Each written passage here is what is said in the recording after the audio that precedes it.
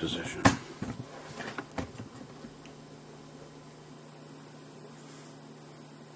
My name is Charles Harrell with the Veterans History Project. I'm here interviewing Billy Menges of the United States Marine Corps.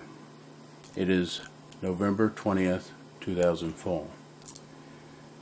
Mr. Menges, could you please state your full name? My name is Billy Charles Menges. And what is your birth date? February 27th, 1926. And where were you born? I was born in Cumberland, Maryland. Can you state your current address?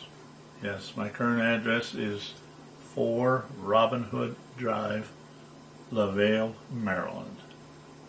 I met Mr. Menges through a mutual friend, Mr. Kleitz, who lives in Cumberland, Maryland, also from the Manassas Air Show. What branch of service were you in? I was in the Marine Corps. Can you tell me your complete unit? Well, at the time, when in my early experience, when I went to Iwo Jima, I was in Fox Company, 2nd Battalion, 27th Regiment, 5th Marine Division.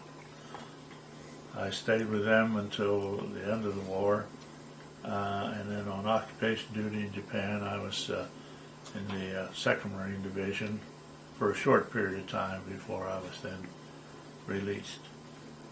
Later in 1950, when I went back on active duty for the Korean War, I was an artillery forward observer attached to Able Company, 1st Battalion, 7th Marine Regiment in the 1st Division. What was your rank when you went into the military in 1943? Well, I went in as a private.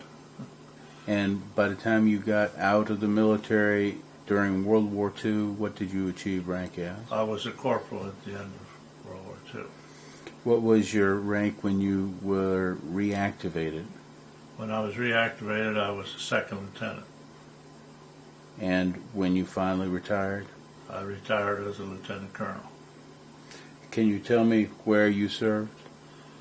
Yes, in World War II, I served with the 5th Marine Division at the Battle of Iwo Jima. I landed there on D-Day with them, and I stayed the full 36 days and left with them. When the war ended, the 5th Division went to Japan for occupation duty, but then it was disbanded in December of 43,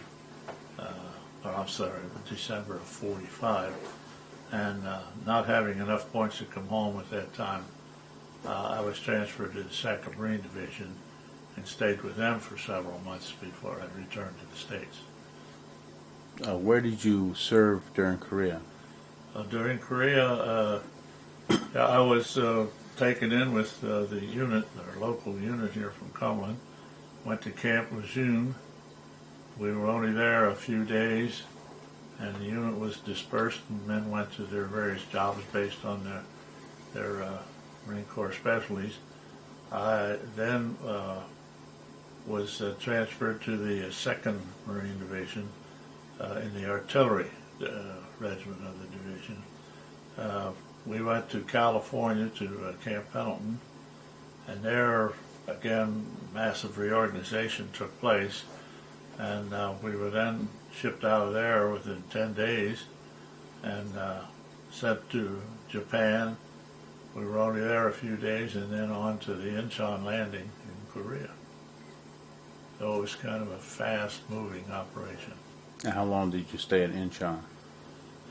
Well, we landed there in Incheon, and I stayed with the unit for about 10 days up until we got to a place called Uijeongbu, which is about 10 or 15 miles north of Seoul. Then they pulled us off the line, took us all the way around the southern part of Korea and landed us at Wonsan. And so I stayed with them there for, I don't remember the exact time, it was around the 1st of November. And I was kidding my contemporaries there by telling them, hey, I'm an untrained man. I received a commission, and I'd never been through Quantico, Officers Candidate School. and they were saying, yeah, you'll get out of here when you learn to walk on water.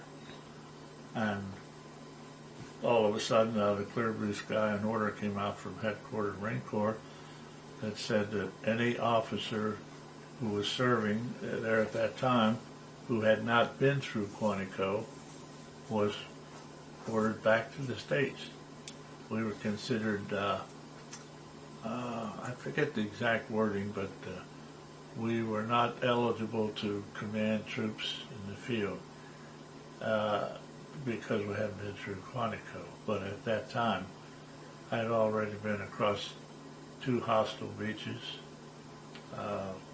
had a Bronze Star, a Purple Heart, 2 presidential unit citations, and I was considered unfit to handle troops in the field. But at any rate, I came back and went through Quantico, and when I finished that, which was about a 2-month course, 8 or 9 weeks, I was then sent to Fort Sill Artillery School out in Oklahoma, and to be trained to do the very same thing I'd been doing in Korea some 4 or 5 months earlier. I think that was bureaucracy operating at its best. Did you go to Vietnam? No, I did not. And that was the only time you had went to Korea during what you just told me? Yes, that's correct. That was in 1950. Did you go to any other combat zones? No, I did not. When I came back after Korea, I again rejoined the regular reserve units that were here. I stayed with the one in Cumberland until, I don't remember the exact year, but I was a captain and finally made major. I commanded the unit here for about 4 years, but then I outlived my usefulness, my rank, and so forth. And then I was taken into the volunteer training unit in Johnstown, Pennsylvania. And after a year or so, I became the CO of that unit, and then ultimately was promoted to lieutenant colonel. And then I was transferred to the Pittsburgh staff group, 3rd staff group in Pittsburgh, Pennsylvania. And I spent about 4.5 to 5 years there with that unit before, again, my usefulness and rank and that sort of thing took me out of it. Well, I want to go now back to your childhood in the 1920s and 30s. Can you recall the very first memory of you and your parents? Yes, vaguely. According to the history, I was born on Pennsylvania Avenue in South Cumberland, and we had moved down to what was called 2nd Street and when I was about 2.5, 3 years old. And I remember my father and my uncle putting a gas line into the house, or running from the house out to a little garage in the back, so that they could hook up a stove and do some canning work and that sort of thing. I was about 3 years old at the time. What was your father's name? My father's name was Charles. He was a city policeman at that time in Cumberland. I think he started there about that time, about 1929. And your mother? My mother was Gladys. Both my parents had been born in Pennsylvania and then migrated down into Cumberland. Why did they migrate to Cumberland? To find some work. My father was born in Garrett, Pennsylvania, to a family that was just barely scratching along in the world, so to speak. He only went to the 3rd grade in school, and he had to quit to go to work. My mother lived up in Buffalo Mills, Pennsylvania, and she went to about the 5th grade, but then again she had to quit to go to work. And so when they were married, I guess there was not much work in the area where they were living at the time, so they came down to Cumberland, and he ultimately got onto the police force. What child were you? I was the second. I had an older sister. She was about a year and a half older. Were there any other children? No, just the two of us. What was her name? Her name was Betty Elizabeth. She's deceased. She died about 10 to 15 years ago. Did your father work as a policeman for a long time? Yes, he was there until the early 60s. I think he had pretty close to 30 years service at the time when he retired. But he didn't live much longer. He died in, I think it was 1965. Vaguely I remember these things. And he was 69 years old at the time. He had served in World War I in the Army. He was a draftee. He didn't like the Army. He didn't like being in the service, but he was drafted and he went and he was in France, and his unit was exposed to a gas attack on one occasion. And so his respiratory system was, well, I guess you'd call relatively weak, because he was susceptible to getting the influenza and other respiratory ailments. And that bothered him all his life. And I think it probably contributed to his death in the end. Did you ever notice it while you were a young man, his ability to run?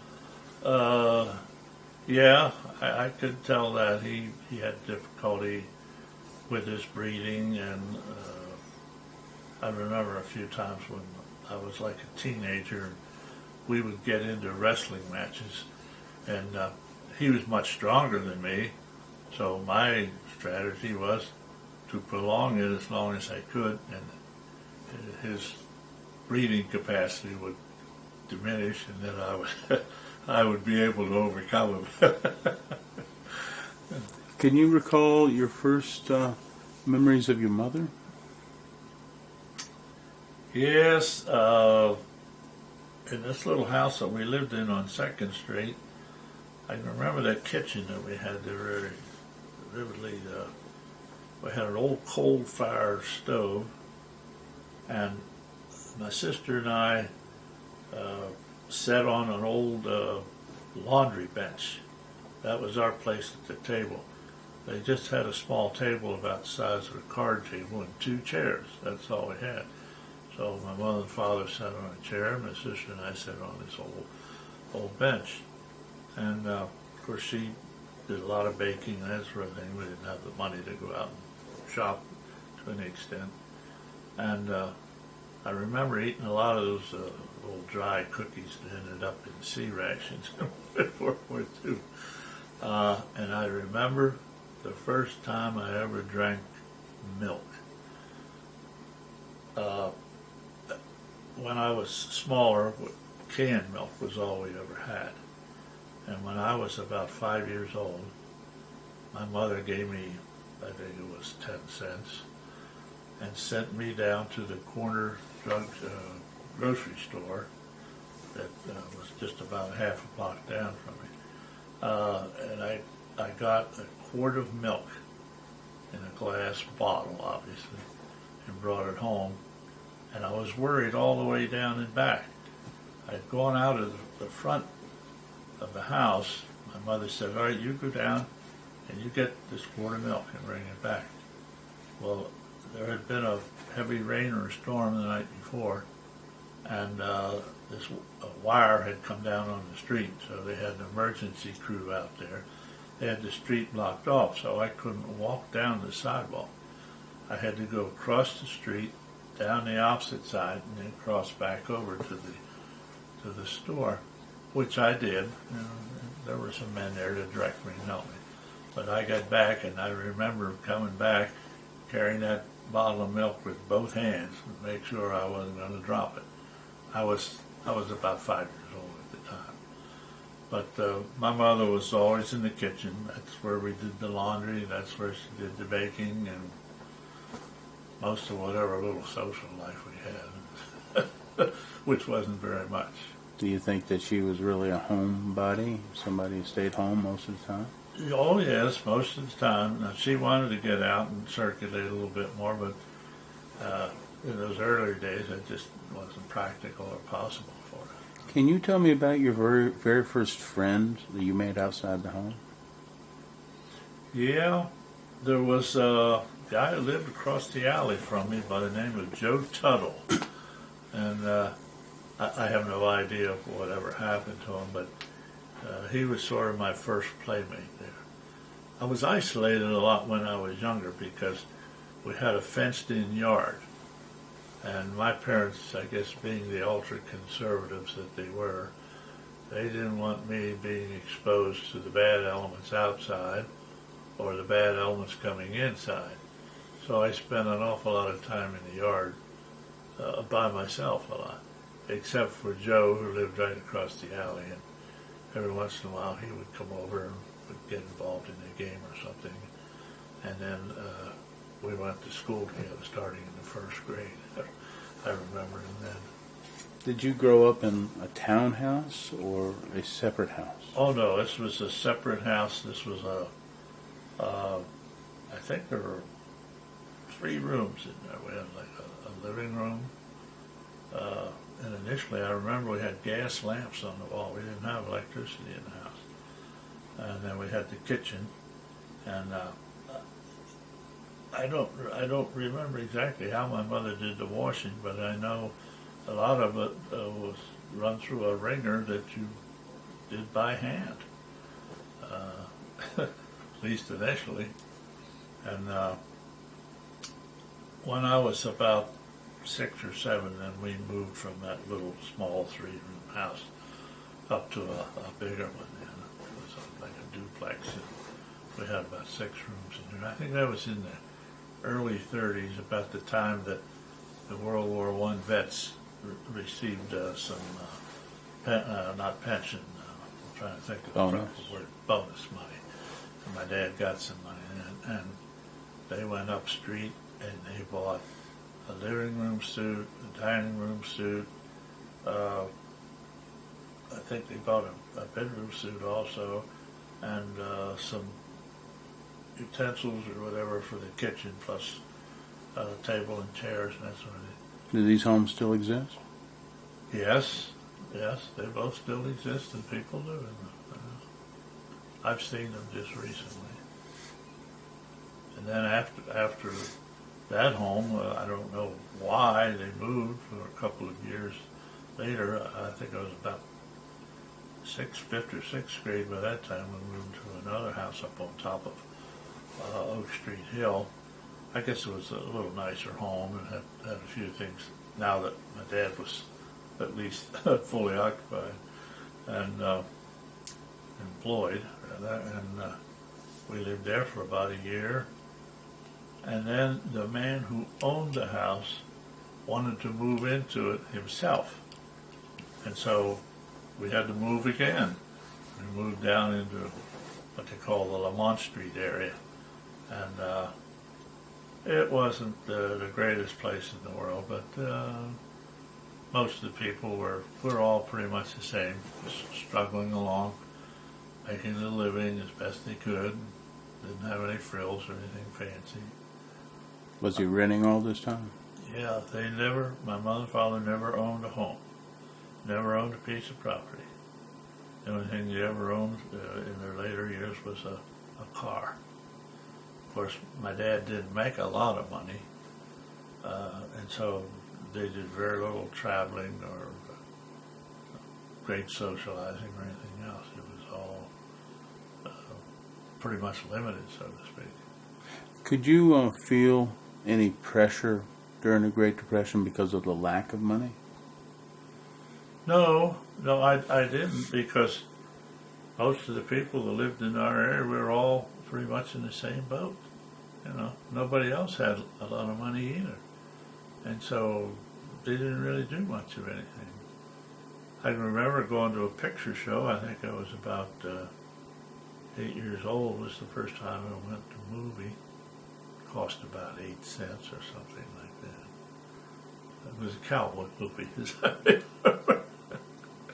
But no, I didn't feel any any pressure because nobody else had anything either. At least the people in our neighborhood and the people that we knew, they were all just basically working at whatever they could find, and we all pretty much lived the same way. When you went to school, did any school people or school mates tease you or bother you because your father was employed and maybe theirs weren't? No, not really. I remember in the first grade, I was sick a good bit during that time. I don't know whether it was the influenza or what, but it seemed like I had some difficulty there. But I got through that, and then from that point on, no, the people that I came in contact with, there was no real problem with that.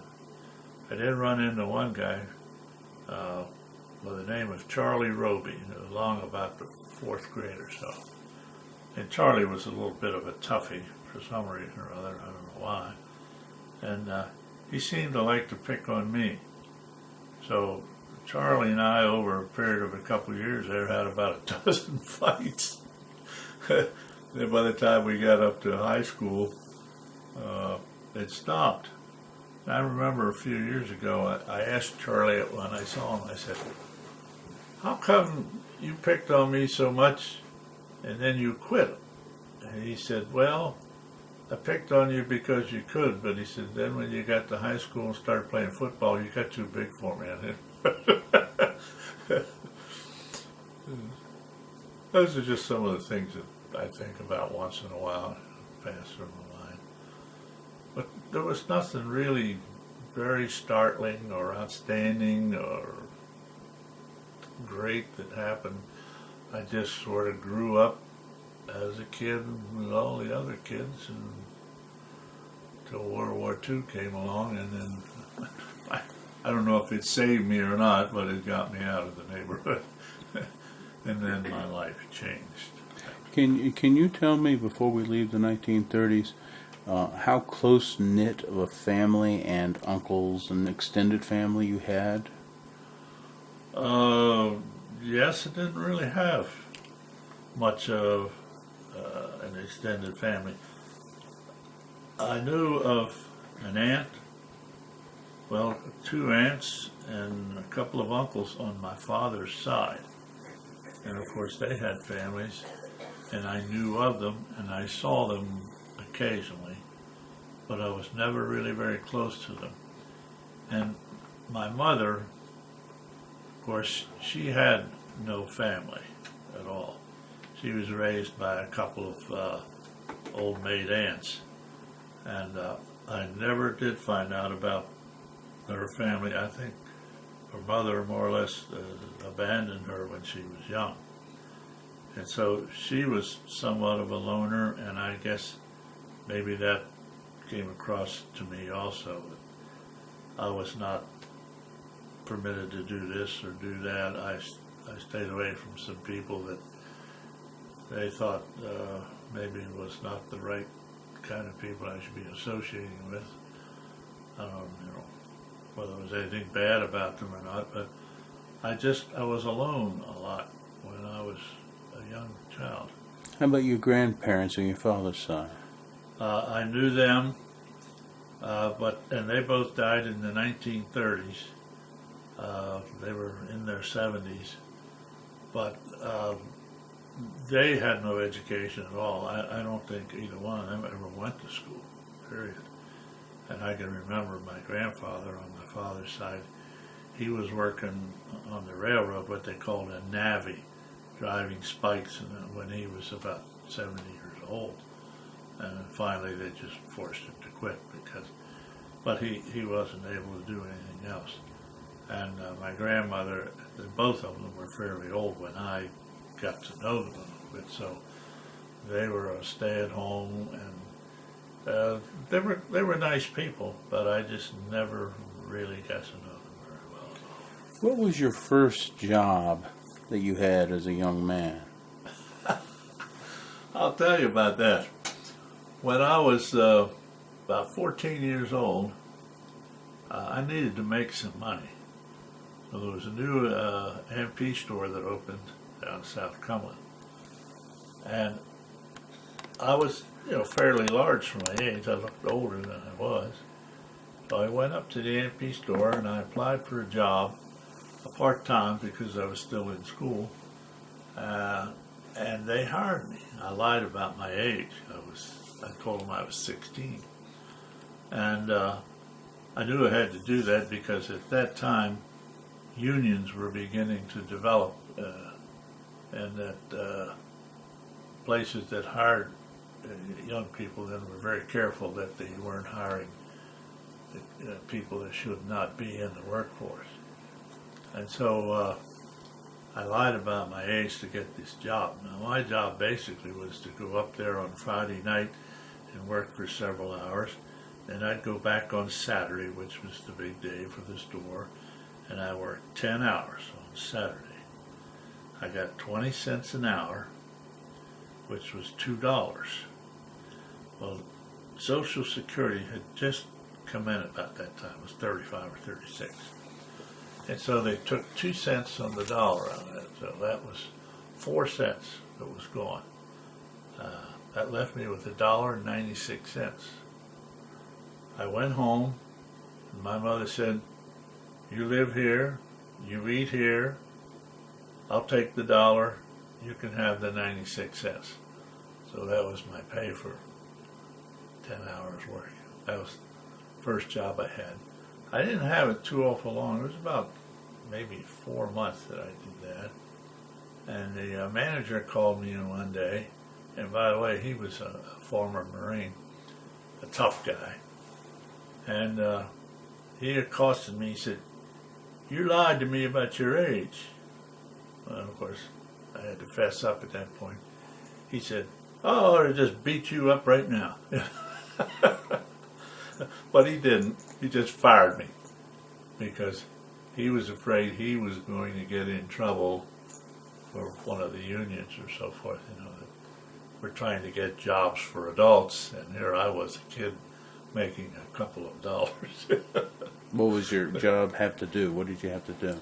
Well, at that time, they didn't have the supermarket type checkouts now, so you had to bag most of the groceries by hand, and then they wanted the people to feel good about, taking their food out of the store, so we would accompany them out to the parking lot and put the food in the truck or the car or whatever they had. That was basically our job. And they had a few carts around, so then we'd bring the carts back. It was just strictly all manual labor. But I was happy to have the job. At least I could make a few pennies. And then every once in a while, somebody in the area that had a car that I could wash, polish or something. I remember an Italian man, he'd had a new Buick that he bought. It was about 1936 or 37. Of course, that looked like a fantastic piece of equipment to us kids. And he liked to have his car shining all the time. So, and he drove it a couple of miles a week maybe. But he'd asked me to come down and do his car. That meant wash it, put that old Simonized paste on, and rub that all off, which was pure manual work. And I'd do that. It would take about 3 or 4 hours to do it. And he'd give me $1, which I thought was a pretty good pay. Do you remember the first thing you bought that was substantial with your money? No, I don't really. I really didn't. I mean, I wasn't working full time at anything, and so whatever I made, it was just maybe a milkshake or an ice cream soda might have been my biggest expenditure. Of course, you could get those for about 10 or 15 cents. While you were a young teenager, was there one special person that you looked up to as a mentor or as a... Yeah, in high school, my football coach. Bill Hahn. He sort of became a legend in this area. He was a disciplinarian, and he knew what he was doing, and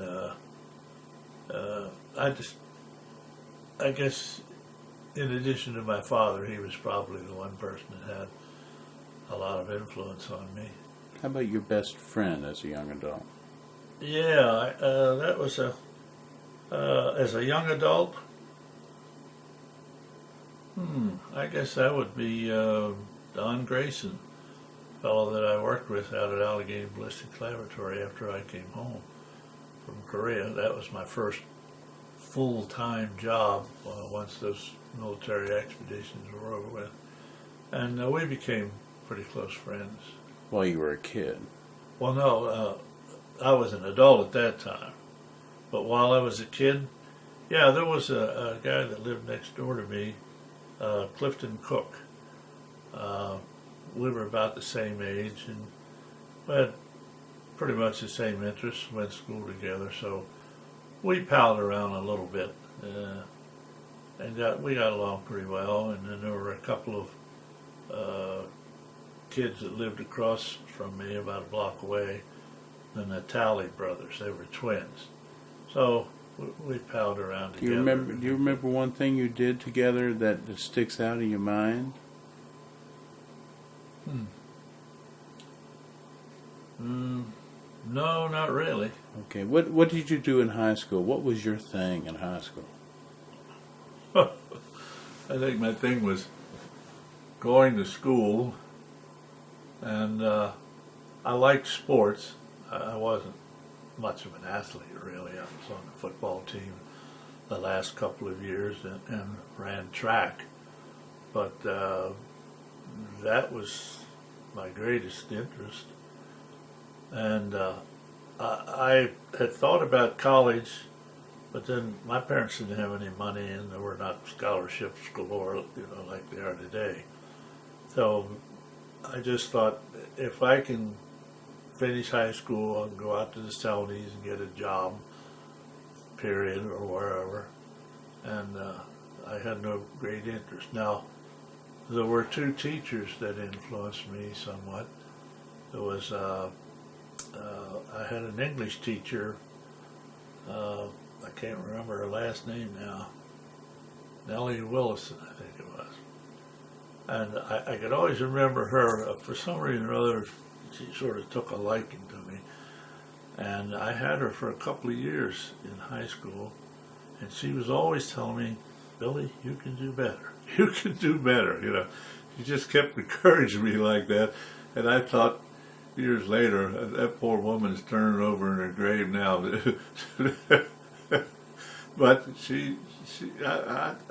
I liked the woman because she was always encouraging me. Now, she wasn't pushing me, but she just kept telling me all the time, you can do better. And then there was one other teacher, Robert Morris. He taught a course in problems of democracy. And I remember, and I don't know how he did it or where he got them, but every week he would come in. This was in 1941 when I was a sophomore or junior in high school. And he'd bring in this wall map each week. I don't know if he got it from National Geographic or someplace else. And what it did, it depicted the activities that were going on in North Africa at that time, when the Germans and the British were running back and forth across that desert. And for some reason or other, it just kind of fascinated me and a couple of other young guys. So we became armchair quarterbacks or generals or whatever. And each week when he'd bring it in, and we'd just go through fantastic discussions about who should have done what and why. I don't know why. None of us knew anything about the militarism, but it was sort of a game for us. And he kind of encouraged us to be interested in that. Of course, I guess he knew we were going to be going into service in a few years. But I always remembered him for that. Do you remember when you first realized the world scene was getting to a point where America would become involved in a war? Well, I remember seeing a movie at one time in the 30s there about some German planes and the pilots, and they came from Hamburg, Germany, and I guess the word Hamburg sort of got me interested. And then from that point on, I was kind of interested in what the Germans were doing. You know, they were building up this Air Force. And I think at that time, Lindbergh, who had gone to Europe and made some surveys and came back and had said that the Germans were building a big Air Force and that they were going to be a problem for the world, you know, in the future. And that, I guess, started getting me interested in what was going on in the world. Was that before the invasion of Poland? Yes, yeah, it was about a year or two before that. Did you hear anything about what the Nazis believed in? No, I really didn't. I sort of looked at it as a nationalistic thing, you know, Germans against somebody else. The political philosophies didn't enter in at that time. Did you have any knowledge about what the Japs were doing? No, not a lot. I knew that they were in China, but I guess like a lot of people, I just thought, hey, it's one Asian country fighting another Asian country, and we didn't worry too much about that. And I had heard about Pearl Harbor. I knew we had some of our fleet out there. Do you remember when you heard about Pearl Harbor? Yeah, I think it was about 1940, 39 or 40. I just remember seeing it in news reels or information. And then when the Japanese bombed Pearl Harbor in 1941, well, I was only 15 years old at the time. I had been out playing football that day with some friends of mine over in what they call the rolling mill. And as I came back home, it was around 5:30. It was dark by this time. And I remember some kid coming down the street and he says, "Hey," he said, "the Japanese attacked the Americans at Pearl Harbor." And of course, the ones of us who were there, he said, "Get out of here, kid. You don't know what you're talking about." And but he was right. When I got home, my father and a couple other people had their ear glued to the radio, then, you know, trying to get the news. But I didn't really know a lot about militarism or company strengths or things like that. I had always remembered we had a neighbor, an older man, and his name was Joffe Miller, and or Joffe Green, I'm sorry. And I remember him saying, when he first got the news about Pearl Harbor, he said, "Well, hey, that won't take very long." He said, "As soon as we get some Yanks over there," he said, "that thing will be over with in a hurry." But obviously he didn't know much about warfare, the technology that existed then compared to what was in World War I. Was Cumberland such a large town that you could get lost in? Well, I don't know that you could get lost in it, but at that time, Cumberland was up around 50,000 people. It was a thriving area here. The railroads were doing well. Celanese was doing well. The Kelly Tire Company was doing well. All of those provided employment, and Cumberland was doing fairly well during that time. And now it's down to about 22,000, 23,000 people because those industries have moved away. But no, it wasn't so big that you couldn't get around. But at the same time, it was doing fairly well. Where you wouldn't know everybody in town? No. I would ride a bus or walk. We had a car, but we only drove it a couple of miles a week because we couldn't afford the gasoline for it. That type of thing. When the war began in 1941 and then in 1942, do you remember people leaving to go off to war? there were a few people in our area that left, and I remember seeing in the paper about there was an Army Reserve unit here, Company G or whatever they called it. They had about 150 men, and they were mobilized, taken into the service. And I remember those things, but I didn't know anybody really in my neighborhood or close at hand. It didn't really have much of an impact on me at all. When was it the first time that somebody did leave that did have an impact on you? Well, yeah, there was a fellow that lived down the street from me. I guess maybe I was coming into my senior year in school at this time. It's in '42, and Francis Gray was his name, and he was taken into the Army. He was drafted, and then I remember his mother shortly after that saying, well, he'd been assigned to the infantry. And she was real happy about that because she'd read an article in the paper about the infantry was the queen of the Army.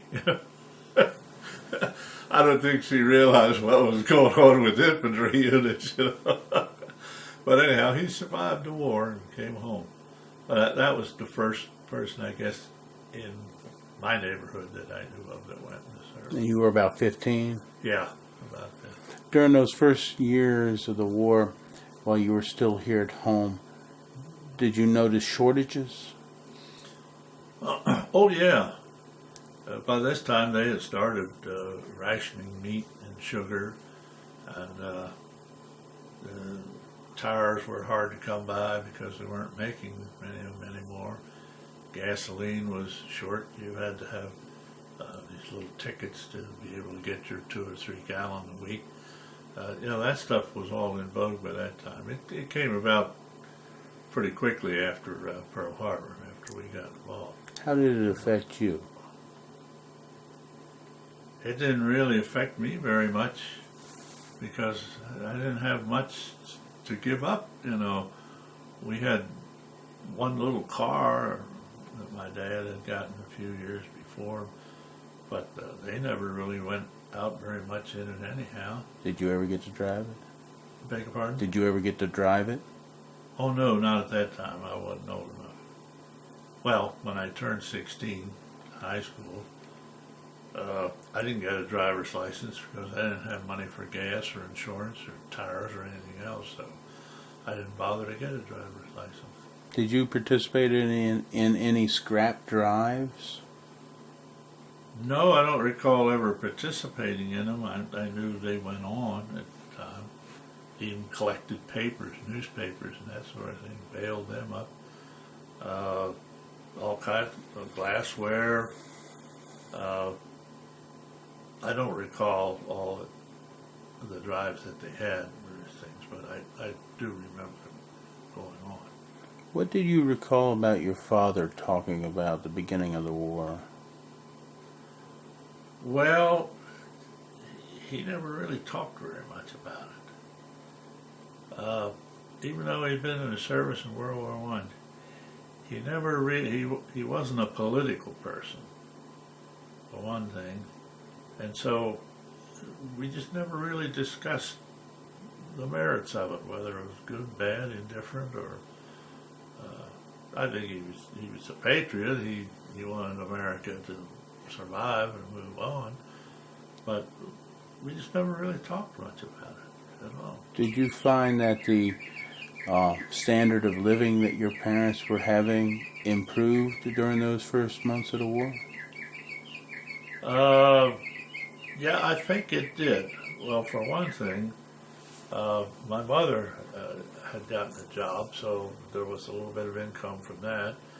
And then my father, being on the police force, although they were very poorly paid during the Depression era, they did upgrade standards a little bit at that time and some pay increases. So we were not really strapped for money. We still didn't have a lot, but it was better than what it was some 5 to 10 years earlier. Before we begin talking about your experience in the war, I want to ask something about your father. Do you remember him involved with any cases or detective? What did he do with the police? Well, he was basically a patrolman. But then, that is in the very early years, but then he got involved in doing some work for them as an undercover man. He would go to work dressed in normal clothes. And I guess it was specific intent to get information about certain individuals that they knew were involved in illegal activities. But he never told me anything about them. I know a number of times that he would come home and he'd be all scratched up and have marks on him and things where he was involved in an altercation with some of those people, but we never talked about it. He never told me anything about what he was doing. And then in the latter years, well, I guess about the time that I started to go into the service, he was then made a desk sergeant on the night shift. He always liked the night shift, so he always worked at night, 11 at night to about 8 o'clock in the morning. And I remember asking him one time, why don't you take the daylight shift or something? He said, no, I don't want to fool with all the problems that exist with those. He liked the late shift at night because there was less activity. He said about 1 o'clock in the morning, after the few drunks get picked up that were causing some trouble, and it was very quiet the rest of the night. He liked that. Was he always asleep then while you were awake? Well, most of the time, yeah. He'd come home in the morning, and about the time I was taking off for school, so he'd go to sleep. I'd come home 3:30 in the afternoon or 4, whatever.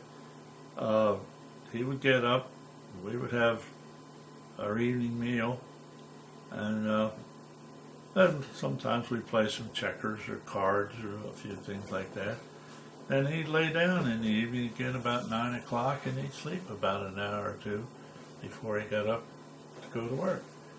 And so once he laid down, well, then I would go to sleep before he got up. So I only saw him for just a couple hours there in the evening after eating meal.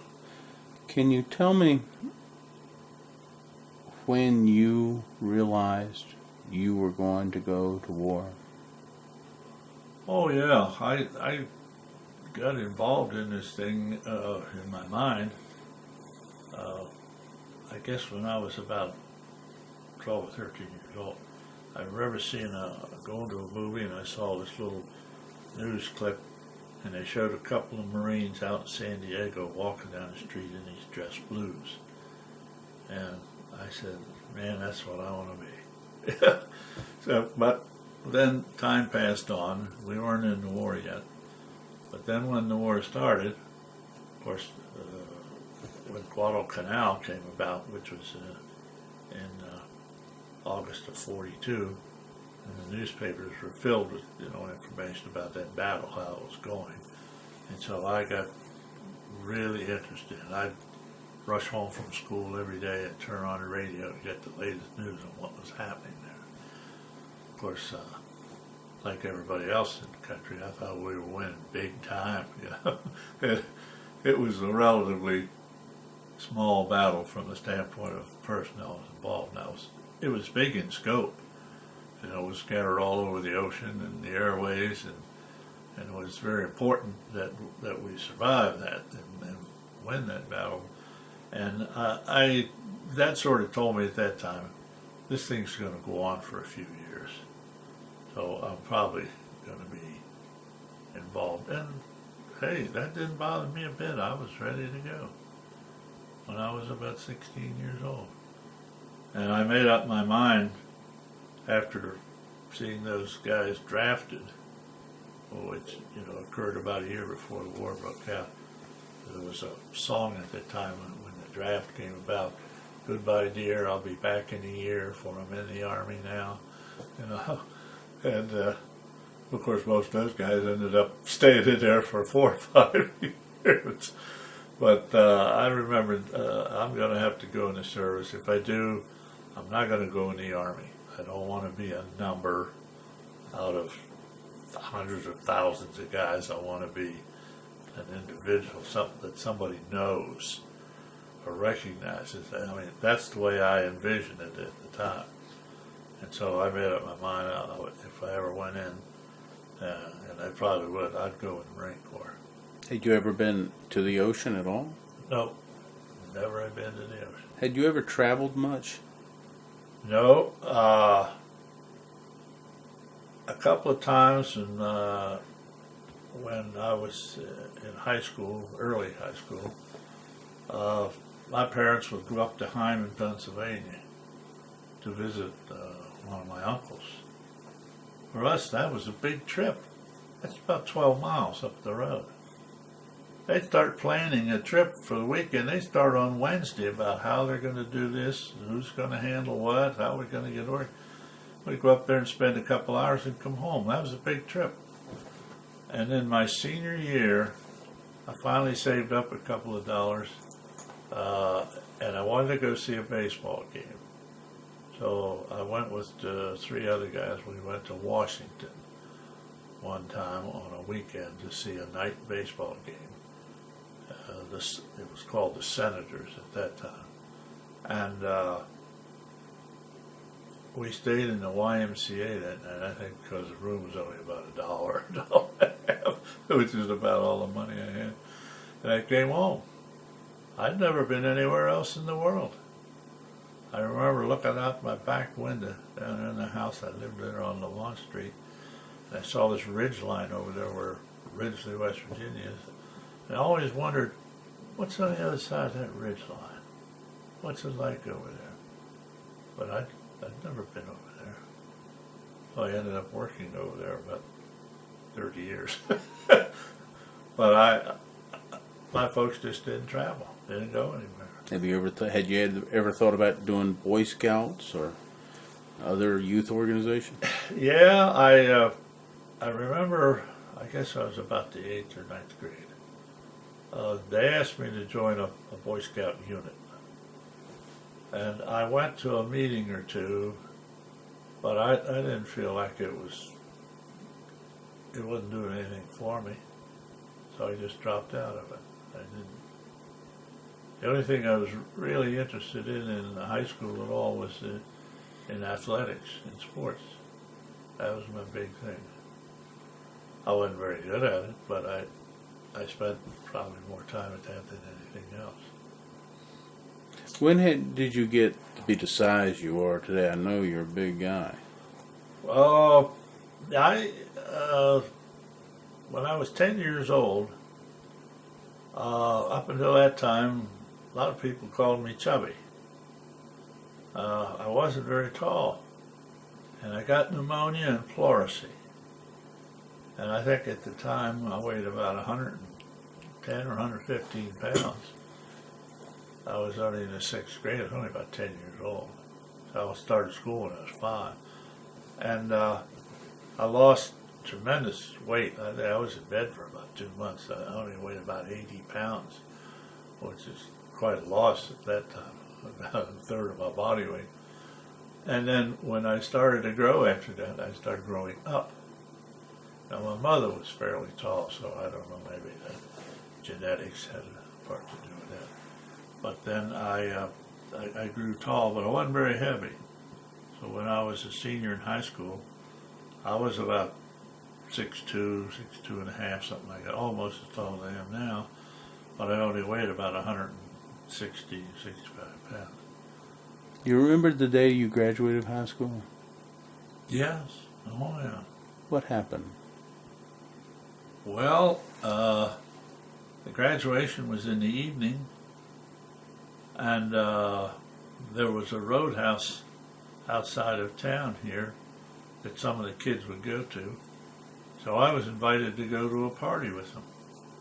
And so after graduation ceremonies ended, which is about 9 o'clock, I don't remember how I got out there, but somebody obviously had a car.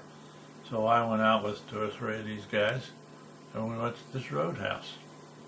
Well, things were heating up pretty well, and somebody came up to me and said, "Hey, your mother and father's outside. They want to talk to you." So I went outside, and I had a beer at this time, but that was all. I wasn't drunk or anything, but my father said, "What was your hurry to get out here?" And I said, "Well, they had a party planned, and my family didn't have anything planned for me." And he said, "Well, we waited around up there at the school for you to come out, and by the time most of the people were gone, we found out you were going too." So he said, "We figured you came out here. We'd heard about it."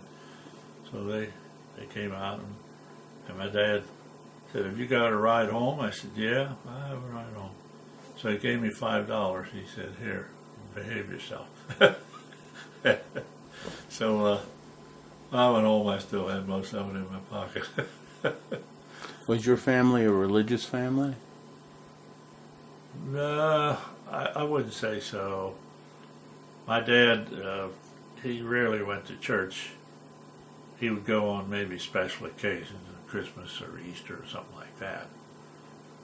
My mother went a fair amount of time. But as far as discussing it or living by great principles or anything like that, no. We never really got involved in that very much. Was your family a drinking family? No. My dad, he had real difficulty drinking anything. He'd drink a beer once in a while, but alcohol really affected him badly. I remember one time he brought a bottle of whiskey at home, and I think it sat there for 2 years. He never touched it. He just he couldn't handle it, medically or physically. It wasn't a mental thing. It wasn't that he needed alcohol or anything like that, or that he deliberately tried to stay away from it. It's just that he couldn't handle it physically. One more question about your father. Mm-hmm. Being a World War I vet, did he display symptoms of post-traumatic stress syndrome or anything like that title? No, I never saw anything like that at all. He just didn't like the service. He didn't want to be in there. About the only time he'd ever mention anything is he'd say, "Well, they fed us these damn carrots." He never liked carrots after that. And he talked about eating some bully beef and things like that, and hardtack. But he never really talked much about any of his experiences. As far as I know, it didn't affect him mentally in any way. He seemed very normal. A couple of times he was asked to be in a color guard or something for a parade, which he did. But by and large, it was just an experience that went away for him. I'm going to stop here and put in a new tape.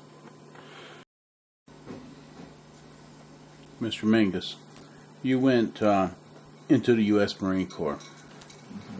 You mentioned already that you said you wanted to be identified with them. Mm-hmm. That's correct. Where did you go to sign up? I went to Baltimore when I was, I turned 17 on February 27th, 1943. And so I decided I was going to go in. And so in March, I don't remember the exact date, it was just a couple of weeks after, I went to Baltimore. We did not have a recruiting station here in Cumberland at that time, and that was the nearest place. So I went down there and told them I wanted to go in, and of course, being only 17, it required my parents' signature or approval or whatever. You'd never been to Baltimore before. I think I was down there one time when my parents took somebody down there that was visiting up here, and then we Okay. just turned out and come back. But I didn't know anything about Baltimore at all. Right. So anyhow, I got on the train and I went down and went in, and we went through all the formalities. And so this lieutenant said, "Well, I'll go ahead and swear you in if you're sure that your parents are going to approve your enlisting." I said, "Yeah." So he said, "We'll give you all the paperwork and things to take home, and then you can mail them back to us." So he went ahead and swore me in. And he said, "Now, we're doing this, but you're not going to go anywhere until we get that paperwork back." And he said, "We don't need to be in a big hurry anyhow because boot camp is full." He said, we're getting all the people that we can handle right now." He said, "So you go back and finish high school, and we'll bring you back into the service when you graduate in May, the end of May." So I had the physical and all the paperwork and that sort of it, and I came home and I brought these approval papers from my parents, which they signed, and I sent back in. And I told them I'll be home until the end of May. Well, about a month later, this was in March, the Marine Corps came out with a program that was called the V-12 program. I don't know if you're familiar with that. Basically what it consisted of was this. They, like a lot of the other services, I guess, needed young officers because second lieutenants are very expendable. And they wanted to have a program where they were going to get a lot of input from those. And so they had this program where if you signed up in this V-12 program, they would send you to college.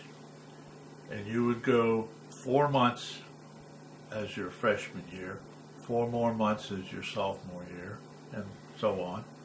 You would finish in a matter of 16 months. They would then send you to boot camp for 2 months, and officers candidate school for 2 more months. So at the end of 20 months, they have a second lieutenant ready to go. And so they sent me down. They told me about this.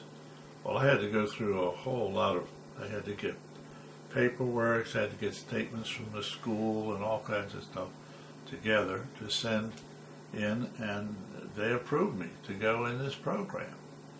And I thought, well, that's quite a long while. I hope I don't miss the war, but the idea of being commissioned, really appealed to me.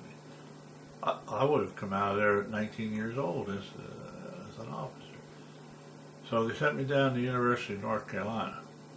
But they forgot to tell me one thing. The course that they put you in was pre-engineering. Well, in high school, all I had was a little bit of algebra. I didn't have any geometry. I didn't have any physics. I didn't have any of the discipline courses that would be needed to go into an engineering course. And so that whole semester, I really struggled with classes. But then in addition to that, I wanted to play football. So they started out with a freshman football program, but then after a couple of weeks, they canceled it because of the wartime restrictions and so forth. Well, they sent me and a couple of other guys up to the varsity. And man, they were just loaded with fantastic pieces of talent that they had brought in from all over the country. I don't really understand how I made the team.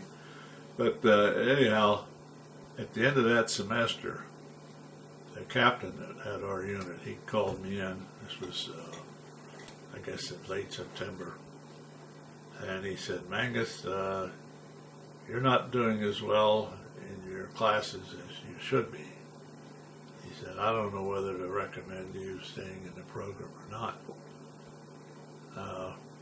He said, "I'll tell you what I'll do." He said, "If you think you can do the work and you give up football, stay out of the gym and start concentrating on your classes, I'll approve you for another semester. And he said, you can step out in the hall and think about it if you like.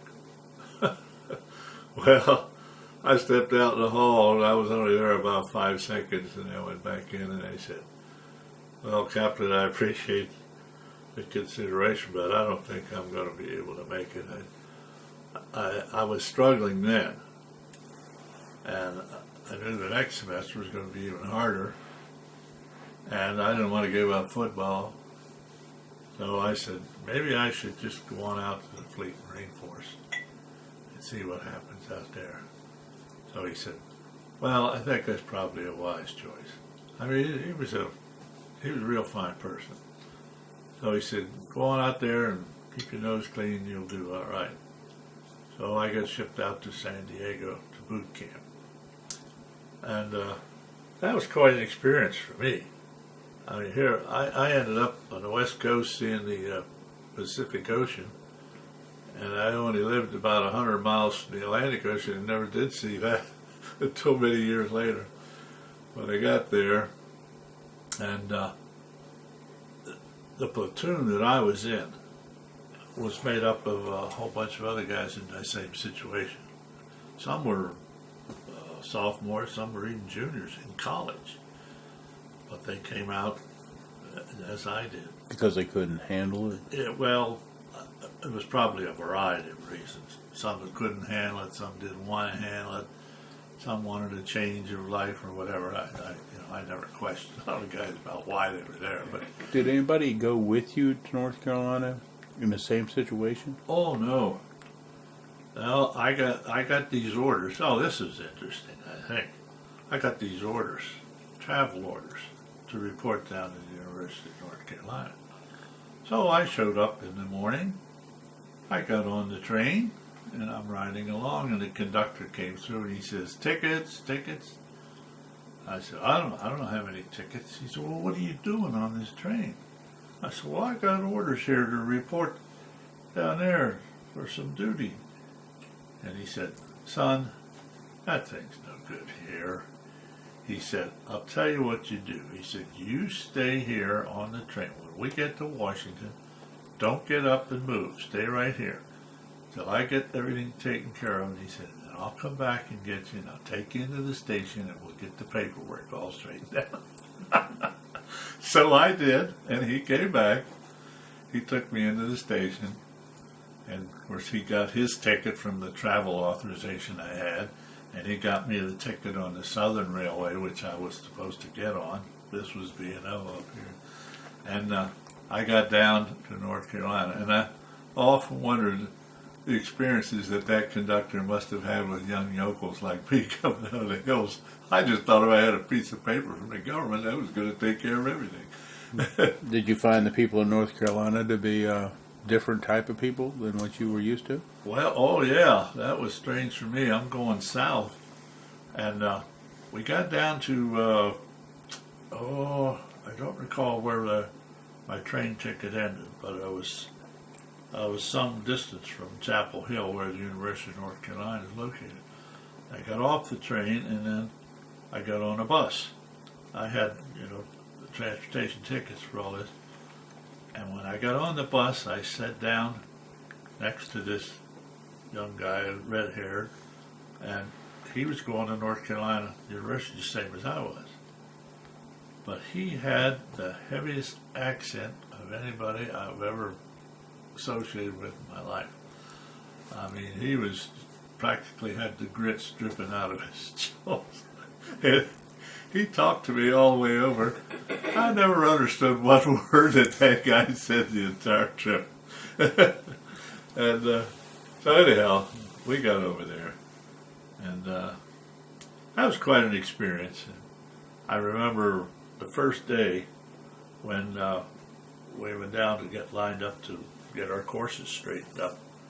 And there were two guys in front of me that came from a high school down in Baltimore, Loyola High School, I think it was, which was far advanced compared to what we were up here. And they were standing there talking about taking courses and all kinds of things they would like to sign up for. They didn't really have a choice because it was all laid out for us. But anyhow, I heard this one guy say, well, I'm going to sign up for second year calculus or something like that. They looked around at me as though to ask me what I was going to do. And I asked this guy, what is calculus? I hadn't even heard of it before. So they just turned around and ignored me from that point on. I guess they knew I was out of the woods. But anyhow, I guess if I had really applied myself, I probably could have stayed in the program. But I didn't. And so did you go back out of there. Did you go back home before you got shipped to California? No. They put us on a train. There were about, I think there was 34 or 35 out of that group from that university that left for one reason or another. And we got to California, and I was just amazed at the weather and the climate and how things were. And I remember when we arrived at the base, of course, they took us all in this building, and they're going to run us through the paperwork bit again, make sure everybody got identified, I guess. And I remember, now it's October. Well, up here at that time of year, normally then, it would be cold and the trees would be stripped, and that sort of thing. And here I'm sitting there looking out the window, and there's beautiful green plush grass, palm trees in the background, and I thought, man, this must be heaven. Which changed shortly after that. But I remember that. That was a real eye-awakening for me. Do you remember anything else about seeing the country as you went across? Oh, yeah. I remember a number of stops. We went down through Baton Rouge, went through there, and we stopped out in Texas. I remember one place we stopped in Texas. There was a sort of a bakery very close to that. And a couple of these girls came out and had whole bunches of cookies and all kinds of stuff like that. They ran up to the train. Of course, they recognized it as a troop train, which it was because there were a lot of other units attached. And they were passing that stuff out. And I just thought, man, I wonder if all these girls from Texas looked like this. They were just beautiful women. They really were. And, of course, we had one real serious incident that occurred on the train. There was a group of guys from another unit. I don't know what that unit was. They were in a separate car. We were riding along, and we had stopped down there in Texas. I don't remember where it was, and went in and had a meal. They didn't have cars on there where they could feed us. We went into this train station, and we ate, and we got back on the train. And as the train started to pull out, apparently one of the guys from this other unit, he was late. The train was moving, and he was still back in the station, running for the train. And a couple of his buddies saw it, so they decided, hey, they're going to pull the emergency. And they did. And the train stopped, and his buddy got on. Well, anyhow, the conductor was very upset about that. He came through, and he was raising Cain. And it was one of those types of trains, whenever the train stopped, the lights went out, because the lights were generated as the train ran. It was Southern Railway, I remember that. So not too long after that, we're out running across the desert. That train was going along at about 50 miles an hour.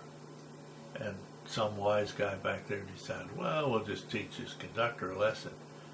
He pulled the emergency cord again, and that train, was just buckling and screeching. I didn't think it was going to stay on the tracks, really. But it finally came to a stop. So that conductor came back through there, and he really read the riot act. He said, I'll set you damn animals off on a siding somewhere, and the government can come get you. So then a couple of the sergeants that were on there, they came by and gave everybody the word, hey, cut out the clowning around. And so we ended up getting out there all right. But that was quite an experience. experience. Were you in a uniform by then? Oh yeah, we had all the uniforms and all our equipment and things that we'd gotten at the university there. Yeah, we had drills and all kinds of other things, handled weapons and that sort of bit. So when we got to boot camp, we were not boots from out of the city slums or something. All of these guys that were there in my group, we'd had at least a semester of college, and some guys had as much as 2 and 3 years. So when they put our unit together, this DI came down, and he had 2 assistants with him. They were sharp cookies. This drill instructor was a graduate from College of the Pacific, and the other 2, one was a graduate of Texas School of Mines, and the other one was a graduate from the University of Missouri. I mean, that's very unusual to have that kind of talent handling recruits. But they may have thought, well, since this group were college guys, they better, put some troopers with us. But the basic Marine Corps stuff was still going to prevail, holler at you, screaming. So they lined us all up after we reported in, and that sergeant says, right face. All these guys knew how to drill. Boom, boom, right north. And I could see his mouth pop open. Oh my God, he never saw people like this before. And he ordered us to march off, and everybody just stepped right off. So that, he realized then that his next 8 weeks were going to be real easy, because these guys were going to be able to do everything he said.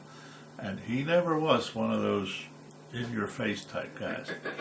He just looked you in the eye and he said, hey, when I say do this, you do it. If you don't, you're going to pay a penalty. Period. He never came up and yelled in your face. I know you've seen Marine Corps programs where they're screaming and yelling and you're going to do this, you're going to do that. We never experienced any of that. And I think out of those guys that went through that platoon, probably half of them became officers later on sometime. But whatever he wanted done, we just did it. Period. It was that simple. There was very little discipline? Well, he didn't need to. Whatever he told us. See, we had been given a lot of that disciplinary training, like when I was at North Carolina.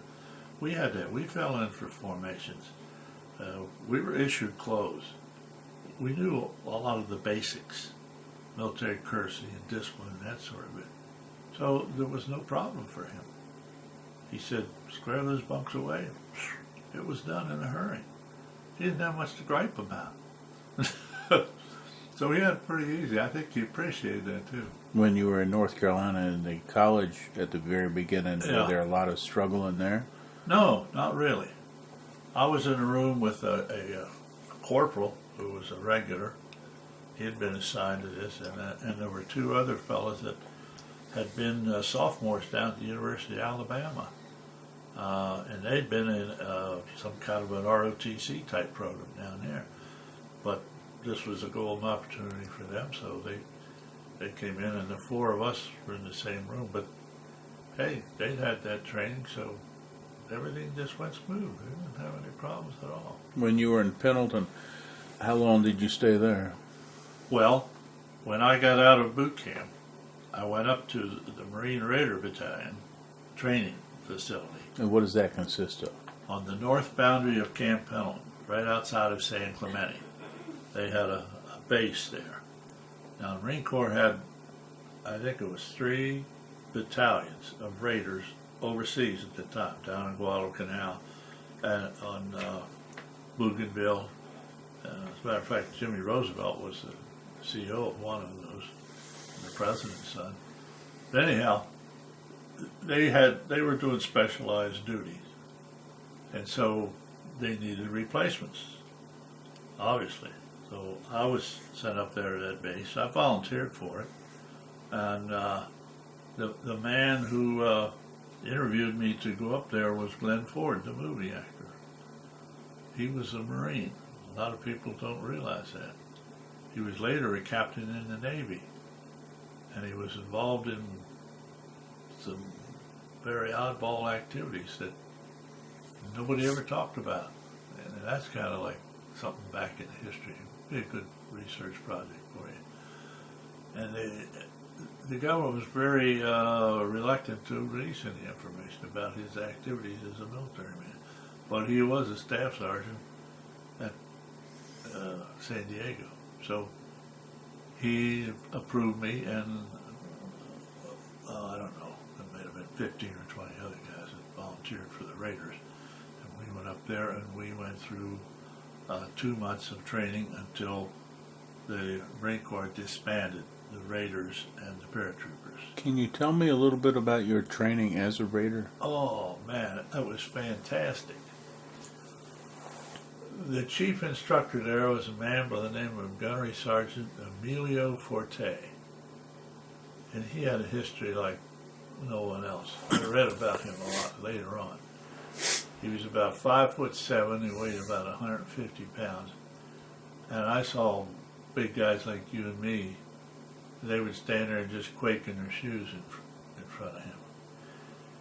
He was fabulous. He had enlisted in the Marine Corps when he was a teenager and served down in Nicaragua. This was in the Banana Wars in the late 20s. Came back to the United States, got out. He went down to Mexico and he served in the Mexican army in a couple of their revolutions. You know, they had one about every other year down there. And then he hooked up with some civilian outfit. I think it was Sun Oil Company that had some dealings in China. And he went over there as a representative for them, and that's where he came in contact with the Japanese. Seemed like they always had 2 or 3 extra sets of books about what was going on, so he realized what. So he came back to the United States, and the Spanish-American War started, or the Spanish Revolution over there with Franco began. So, of course, he was of Spanish descent, so he decided he's going to go over there and fight for the Loyalists, which was against Franco. Now, the Loyalists were being supplied with weapons and things from Russia, while Franco was getting materials from Germany. This was a good testing ground for them to try out their tanks and so forth. So he ended up in a tank unit, a Russian tank unit, fighting for the Loyalists. Well, when it became obvious that they were going to lose, he escaped and went over into France, but he didn't have any papers, so they threw him in jail. Well, somehow or other, I never did find out how it came about, but there must have been somebody exerting some influence some way. The American representative over there got him out, and he came back to the United States. Then, that was the late 30s. And so then he came back into the Marine Corps again. And I was told, I don't know if this is true or not, that he was on the Pennsylvania when it was bombed at Pearl Harbor. I don't know if that's a fact or not, but he ended up as a chief instructor there at the Raider camp. And I remember he had a big scar on his forehead, right between the eyes. And someone asked him one day, he said, "Gunny, where'd you get that scar?" He said, "Well, a bandito down in Mexico hit me there with a machete." And someone said, "What happened to the bandito?" He said, "Well, I happened to be holding a .45 pistol at the time, so you can take it from there." But anyhow, he never went out in the field with us. He just handled the instructions there on the base. And I never knew him to ever not know the answer to a question. People would ask him all kinds of things, especially about weapons. So he always had the answer immediately. He knew everything. I don't know how that man ever accumulated all that. What's his name again? Emilio Forte.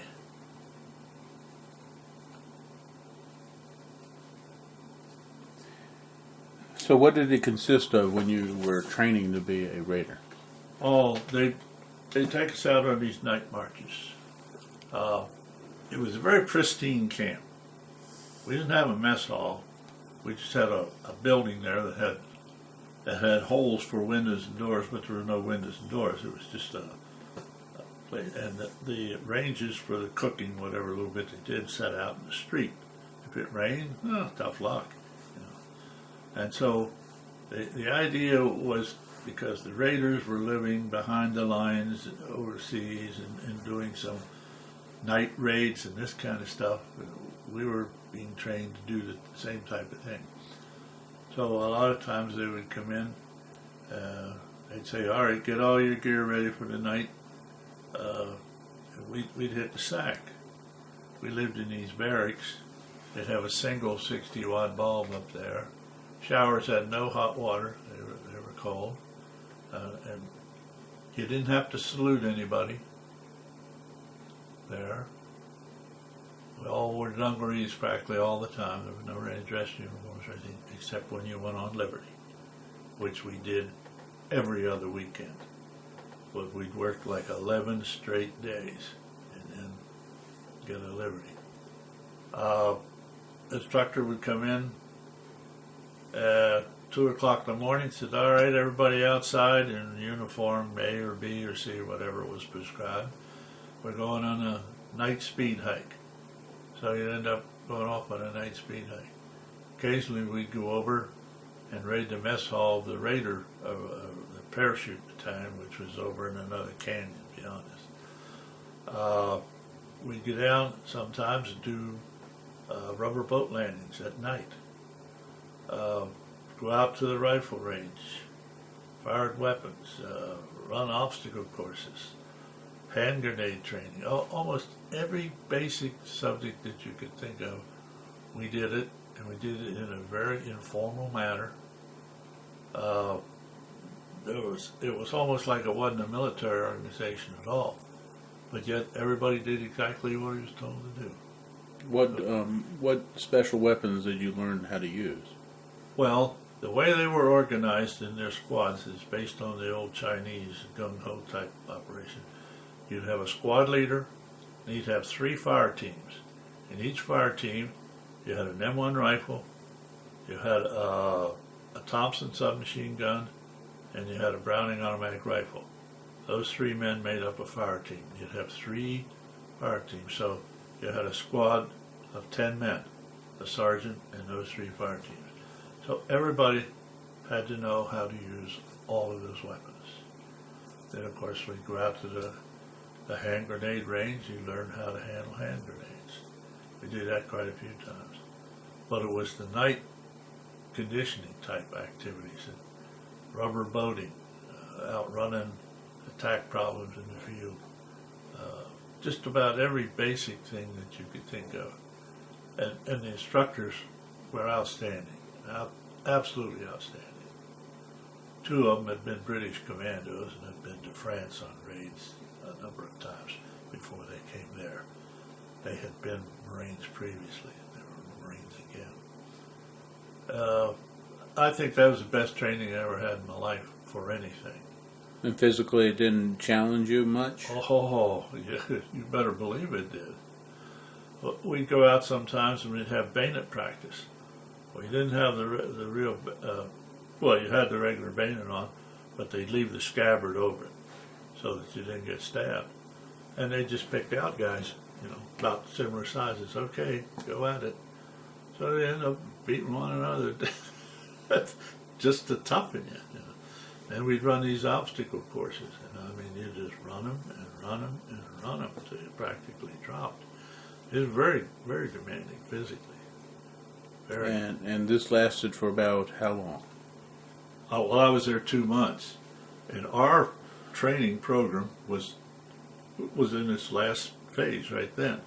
We were within about 2 weeks. We were going to be shipped out as replacements for the Raider battalions overseas.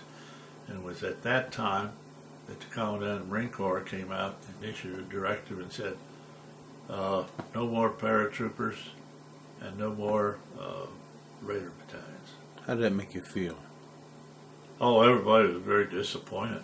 We were looking forward to going overseas and running around behind the Jap lines and spiking their guns and all kinds of things. But when we got down to the regular line units that were being formed, hey, we were hands and head above almost everybody else that came there out of boot camp or other assignments. As a matter of fact, here I am a PFC, and a lot of times when we go out in field problems, I'd be the instructor because I'd already had the training. How was the regular Marine Squad set up? It was set up based on, when Mao Zedong had his 8th Route Army running around in China, there was a Marine general that was over there, well, he was a colonel at the time, and he saw how they were organized. So he came back and he talked the Marine Corps into setting up, it was the same type of thing, fire teams. 3 fire teams in a squad, except they were 4-man fire teams instead of 3-man. And in there you would have 2 riflemen, a BAR man, and then you would have a rifle grenadier in each of the fire teams. And the theory there was that if you went out and deployed, one sergeant, all he had to do was talk to 3 men, the fire team leaders.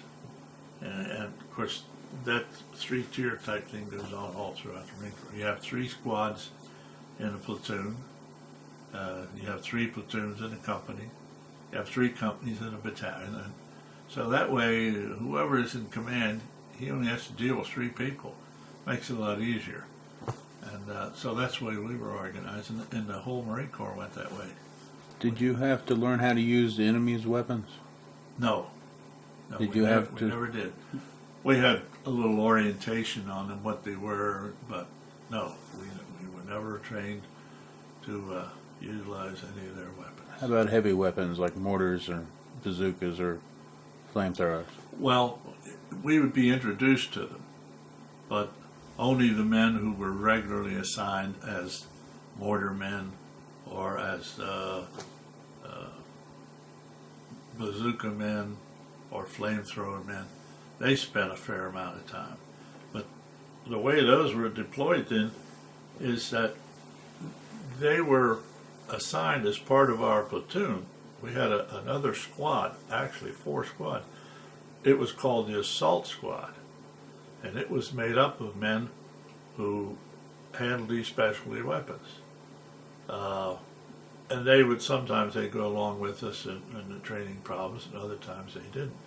But when we got to combat, we had 3 full rifle squads, and we had this demolition squad or assault squad or whatever you wanted to call it attached with us. So, And you weren't trained for that? well, we weren't trained. We were exposed to it. Yeah, I fired a bazooka one time, a couple times I think, a few rounds, and that's it.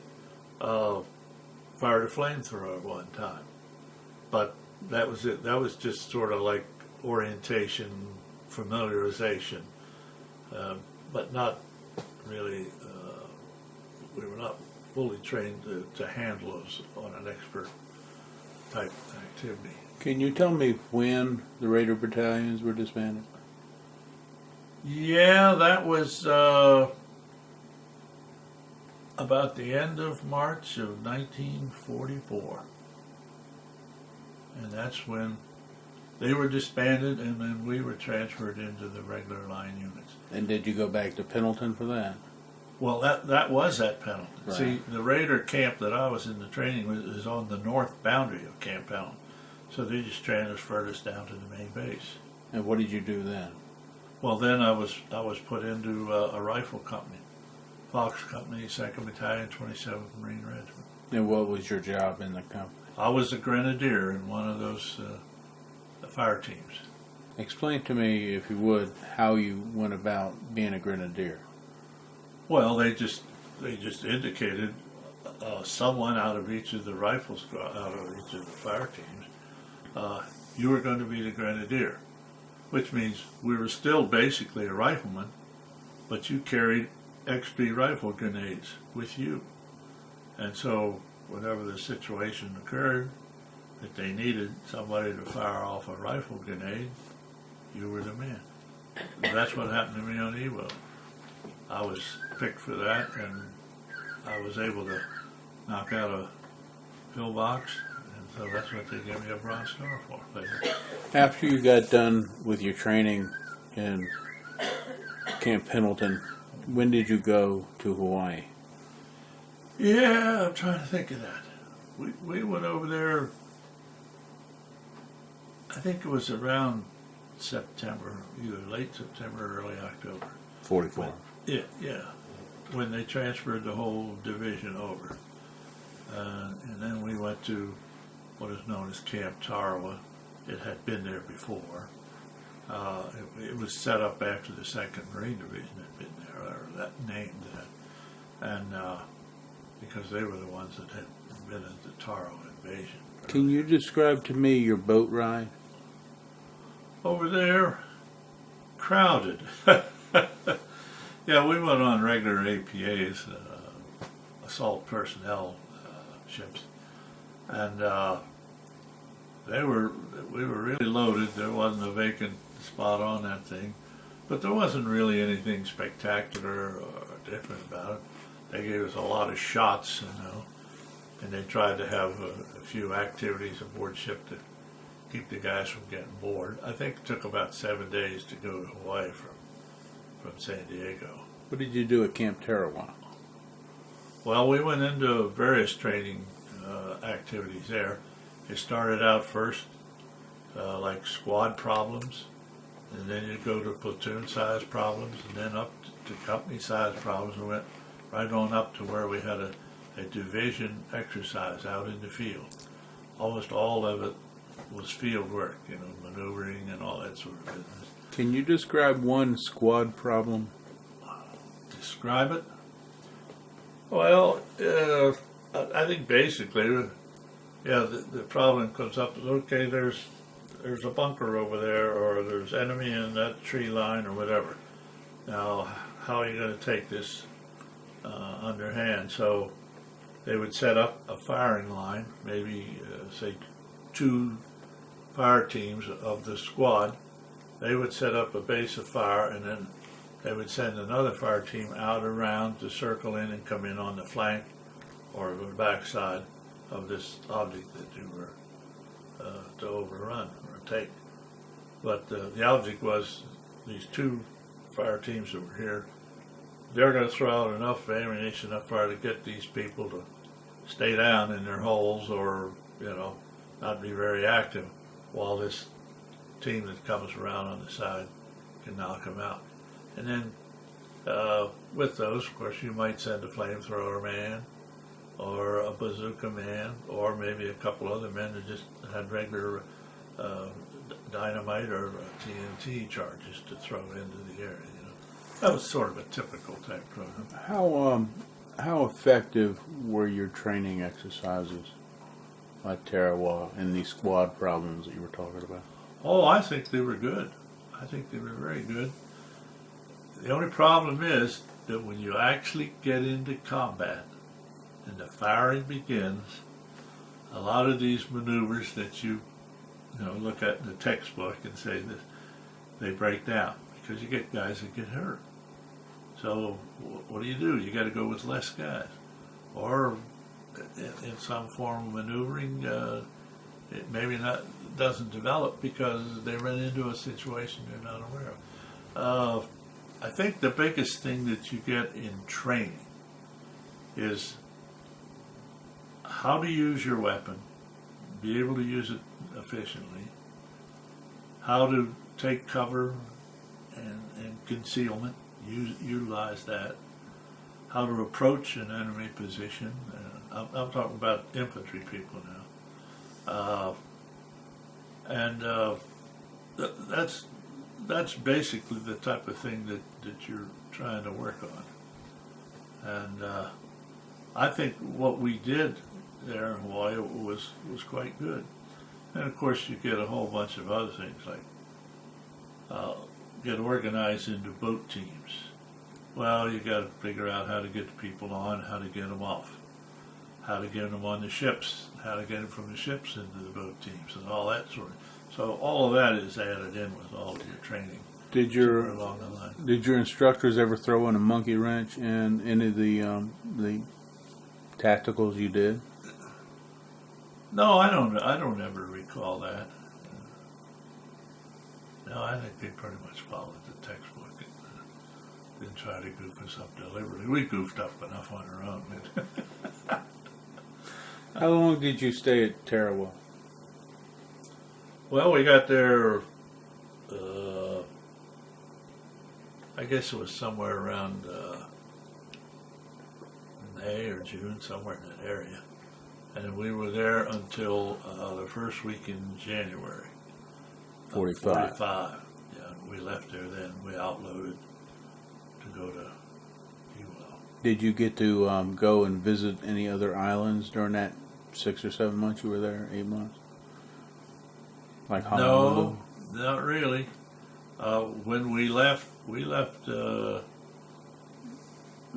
Camp Tarawa, I think it was on July the 6th. We went to Pearl Harbor, and they gave everybody like a 2 or 3 day leave in Pearl Harbor. I think I went ashore for 1 day and came back. And then we went over to Maui, and we had a landing exercise there. It was all part of their command and communications to see how to handle the troops to get them ashore. And that was all that I was exposed to in Hawaii until later on. Were you still in LCIs that dropped the ramp down forward Mm-hmm. at those times? Yeah, but the ones we landed with when we landed at Iwo were the latest version of the LVTs that came out, and they were the ones that were changed from the ramp in the front to the ramp in the back. During those training exercises of using the LCIs and Higgins boats to drop down forward, do you remember the first time you did one of those landings in your experience? I don't remember the first one, but I think I did about 30 of them. We did some in Camp Pendleton before we went overseas. Matter of fact, we went out to, not Catalina, there's a couple other little islands out there that have millions of cactus patches, and we did a few practice landings in there off a small craft. But I don't really remember the first one. You recall one that sticks out in your mind? Well, the one on Iwo, I remember. But before you got in the training set. Well, yes, I do. They had loaded us onto these LCIs. It's called Landing Craft Infantry. It has a ramp that comes down on the side, not in the front. And this was just strictly for having a problem ashore. And when we got over there to those offshore islands out of California, the weather was absolutely terrible. It was windy, and the waves were running as high as they could ever get. And those LCIs are just like this, up and down. And so this was the first time I'd really been on a ship at sea of any kind. And I got deathly sick. And about 3 or 4 other guys down in the same hold I was in, they got sick too. Throwing up? Oh yeah, they had these regular puke cups, they called them, and so we made one landing, and oh man, I felt terrible. But we got back aboard, and then we were scheduled to go again sometime late the next morning, or early the next morning. And this sergeant came by and he said, "Menges, I'm going to do you a favor." He said, "When we go ashore the next time," he said, "you can stay right here. And while we're ashore, you and these other guys are going to clean up this hole." It was so bad you practically sliding around, and because there was lots of guys that were sick. So I stayed on board, and we got that thing cleaned up. I don't know how, but we did. And so then they came back aboard, and then he said, "Okay, we're going to go ashore again tonight for a third landing." So I made that one. That was okay. By this time, I was starting to get a little bit of sea legs, you know. So I got ashore on that one. And I guess the thing I can remember about that was that it was dark. We couldn't see what we were doing. We were maneuvering around there, and I ran into this cactus plant. And my whole knee just had needles sticking in it, you know.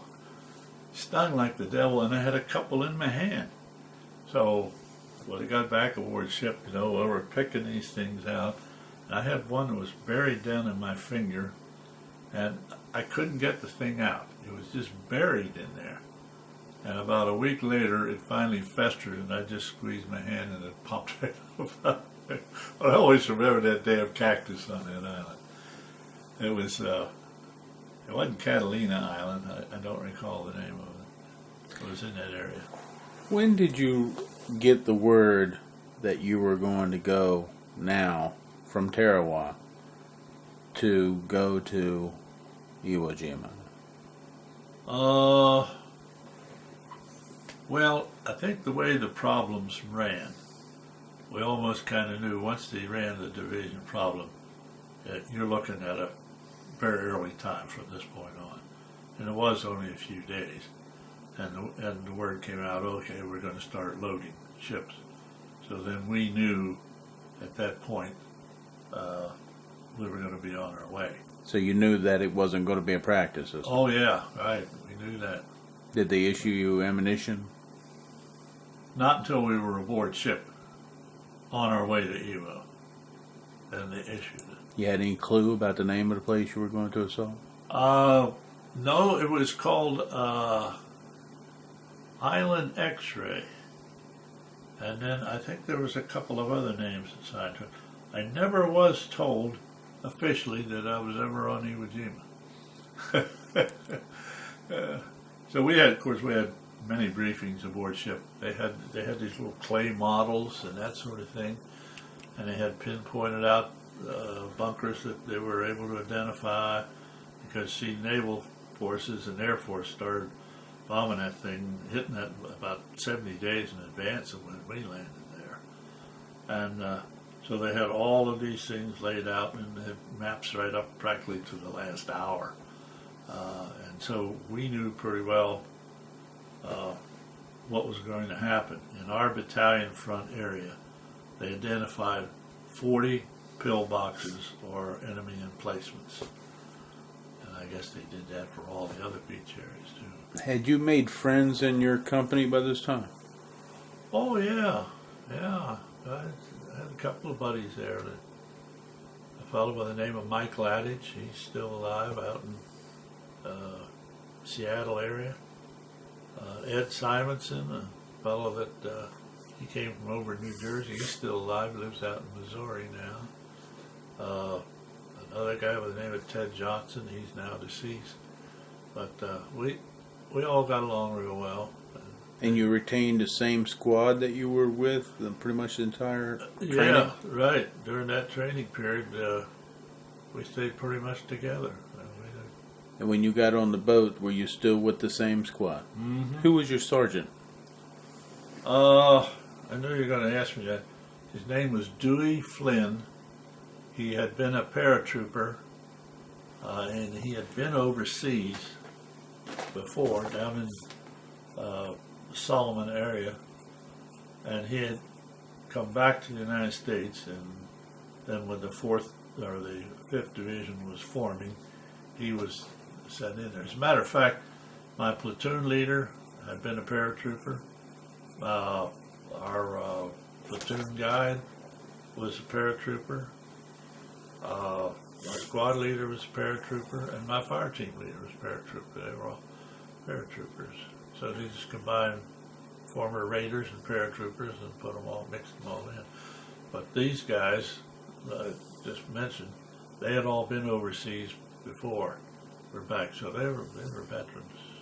But you were still the new guy? Yeah, we were still the new guys. Even with your advanced training as a raider? Well, it steadied me. It put me. It didn't have the rank, so there wasn't anything I could do about that. But there were a number of times when I gave some presentations, classes, and instructed and demonstrated the use of. I remember one time, not too long before we left went to go to Iwo, we were issued these new gas masks. They were, they used to have the old World War type that fitted over your face with a side piece on it. But the Navy had come out with this, what they called the assault mask. And it was basically the same type, but it had a little different filter in it. And what they did, they packed it in a bag that you could wear across your front here. And it held air, so that if you, your boat was hit on the way in or something, it would act as a float for survival purposes.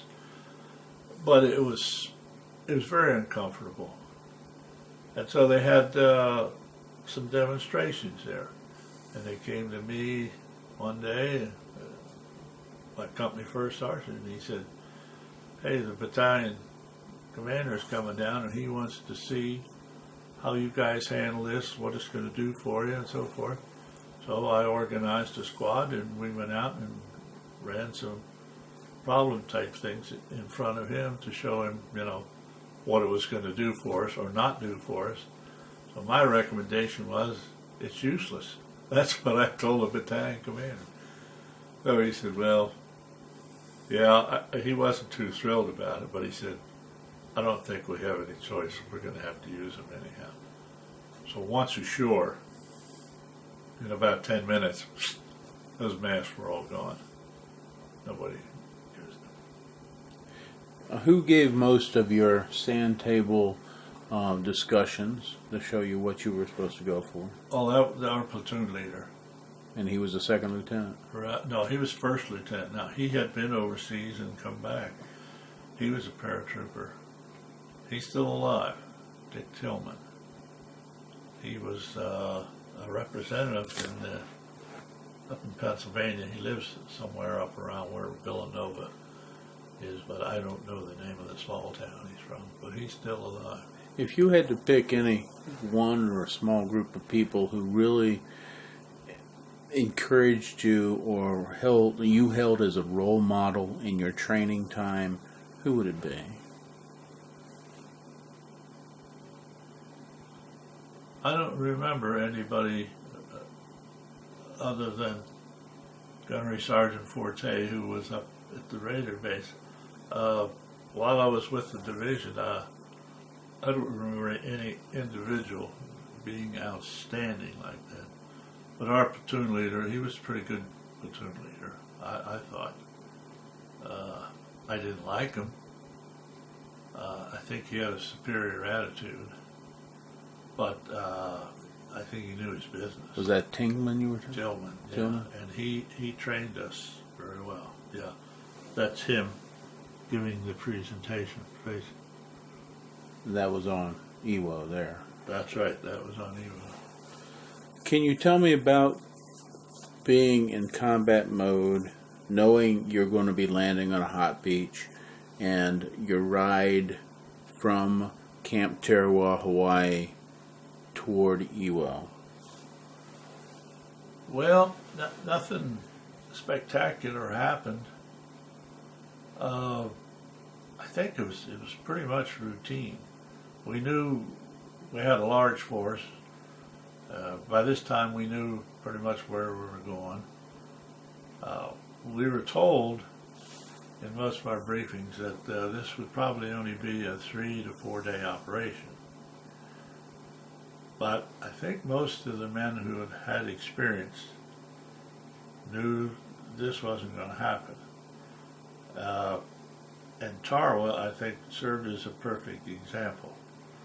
Now, when that battle took place, which was over a year prior to Iwo, they were told, as were men from the 2nd Marine Division, and some of them ended up in our outfit, that, hey, you don't need to worry too much about the Japanese because that island's so small and the air and naval gunfire is going to be so intense that you probably won't even need a rifle. You can just take a ball bat in and crack the few over the heads that are still surviving because they'll just be out of it. Well, they found out at Tarawa that didn't happen. A couple thousand men died there to disprove that. And so when Iwo comes up, of course the war is going very well for us now. We had huge naval forces, huge air force. I guess the higher ups decided we'll use that same ploy to keep up men's morale or whatever. And but a few of the smarter ones, and I remember my platoon sergeant who had been at Tarawa, he said, a 3-day operation, and we know there's about 20,000 of them on there. He said, no way. He said, we'll be there a lot longer than that. And so we were. Had you trained with any tanks? Oh yeah, Or artillery? we'd had tank problems out in the field, sure. They'd have objectives set up, and then the tank infantry teams would go together, and we did that. But on this real landing, before it happened, was your heart fluttering any? No, it really wasn't. To be truthful with you, I was extremely confident. And I've read about a number of men who have been in combat. They all say, they were scared this way or scared that way. I had no fear. I absolutely did not have any fear. I was big. I was in excellent physical condition. I knew I had as good a training as anybody's ever had in the world. At least I thought I did. And I knew all the things about a battlefield I think that an infantry needs to know. I knew about fields of fire. I knew how they set up automatic weapons to cover certain areas. I knew about fire and movement. I'd been trained in all those things, so I was extremely confident. Now, there was one thing that bothered me. I knew that, from mortars and artillery, there's little defense from that, other than just get down low and crap. But you don't always know when it's coming in, so you have no real defense for it. And you can get hit badly with that. I was aware of that. And what bothered me was if I got hit badly, had a leg shattered or an arm or both, or came home a physical wreck, I didn't want to be a burden to my family because there was no way they could handle that. At least that's the way I felt.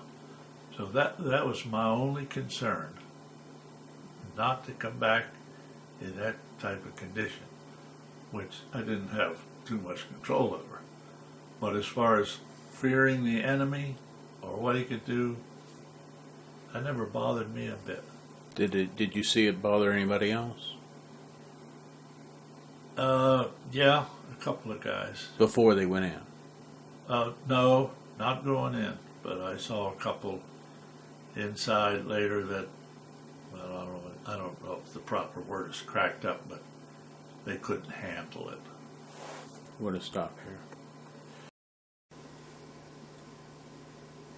As your boat neared the beach, what was going through your mind?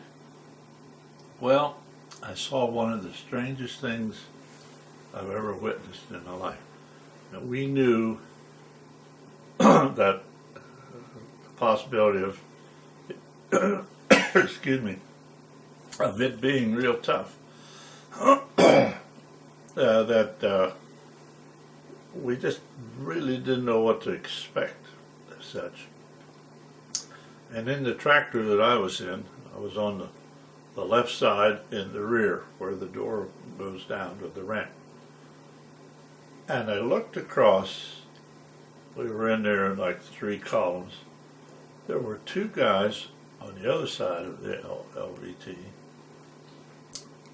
And at that time, we used to have for entertainment little decks of cards that were just almost like a match folder, and we had little chess sets that guys used from time to time, and it was real small, and they had real small pieces, and of course we would carry them around when we were out in the field. You get a little break or something, we would use these things. here was two guys in this LVT with me, standing there. One guy's got the board up on his hand, and they're playing a game of chess on the way to the beach at Iwo. That's about as bizarre as anything you could ever visualize. I couldn't understand how those guys could do that. Now, I mean, I wasn't all hypered up or fearful, but you know things are going to happen, and you'd like to be ready for them. These guys acted like they were sitting in a club in New York somewhere playing a game of chess. Did you know them? No, I didn't. They were in a machine gun squad or something that was put in the same boat team we were in. So I remembered seeing the guys, but I didn't know them personally or their names. I don't know what happened to them, but they were playing that game. That's I've never forgotten that. That just, I could still see those guys standing there. It was unbelievable. Of course, we all had camouflage paint and stuff on our face because we had been told that the Japs had run some pipes down to the water's edge, and they thought, the powers to be, they said that they thought the Japanese would probably run fuel down through there and light it, just about the time we were to hit the beach. So we had this camouflage material on our face. It was sort of a cream-like material, face and hands, and the word was, doesn't matter whether they set it off or not, we're going in, period. You're committed. So it didn't happen. They didn't do that. Was the sea rough? No, it was fairly calm. And could you tell when you hit the sand? Yeah, you could feel it because when you hit it, your LVT sort of bumps up a little bit, and we went right up on it. Now, we were the first wave of infantry to land, but we were not the first wave. 2 minutes prior to us, there was a wave of LVTs, but they were armored. They had a 75 millimeter gun on them and a machine gun. And the way this was to work, they were to hit the beach at 9 o'clock. And, of course, they had the 75 millimeter gun and they had the 30 caliber machine gun, so they could, just spray the area and do all kinds of damage. We were right behind them at 9:02. Now, the reason I remember these, I'll tell you in a moment. But we landed right at 9:02, and the theory was that if we could get over the beach wall, the sand, and get going, they would go inland with us, and we would go in support of them. But they couldn't get up. They couldn't get up off the beach. The sand was too high there. It was about like a 10-foot climb to get up off the beach, so they got stuck there.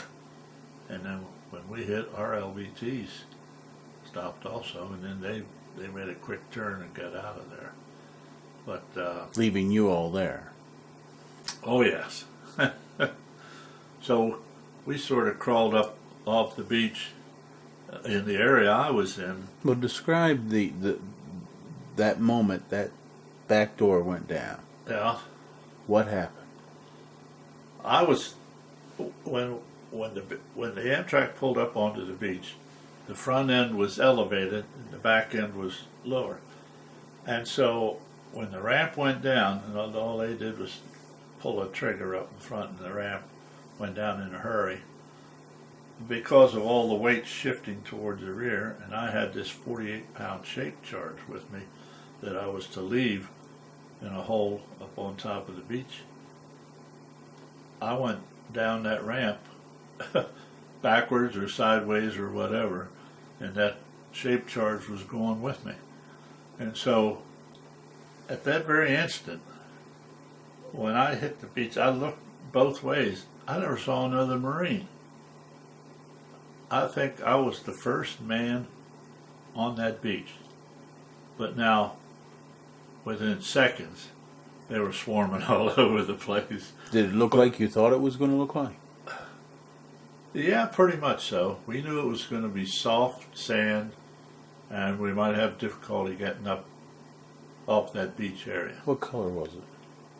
Well, it was a little bit of a black. It varied in different areas, but it was somewhat black. It was volcanic ash, is really what it is, and so it wasn't real dark, but it was darker than normal sand. It wasn't a white sand beach.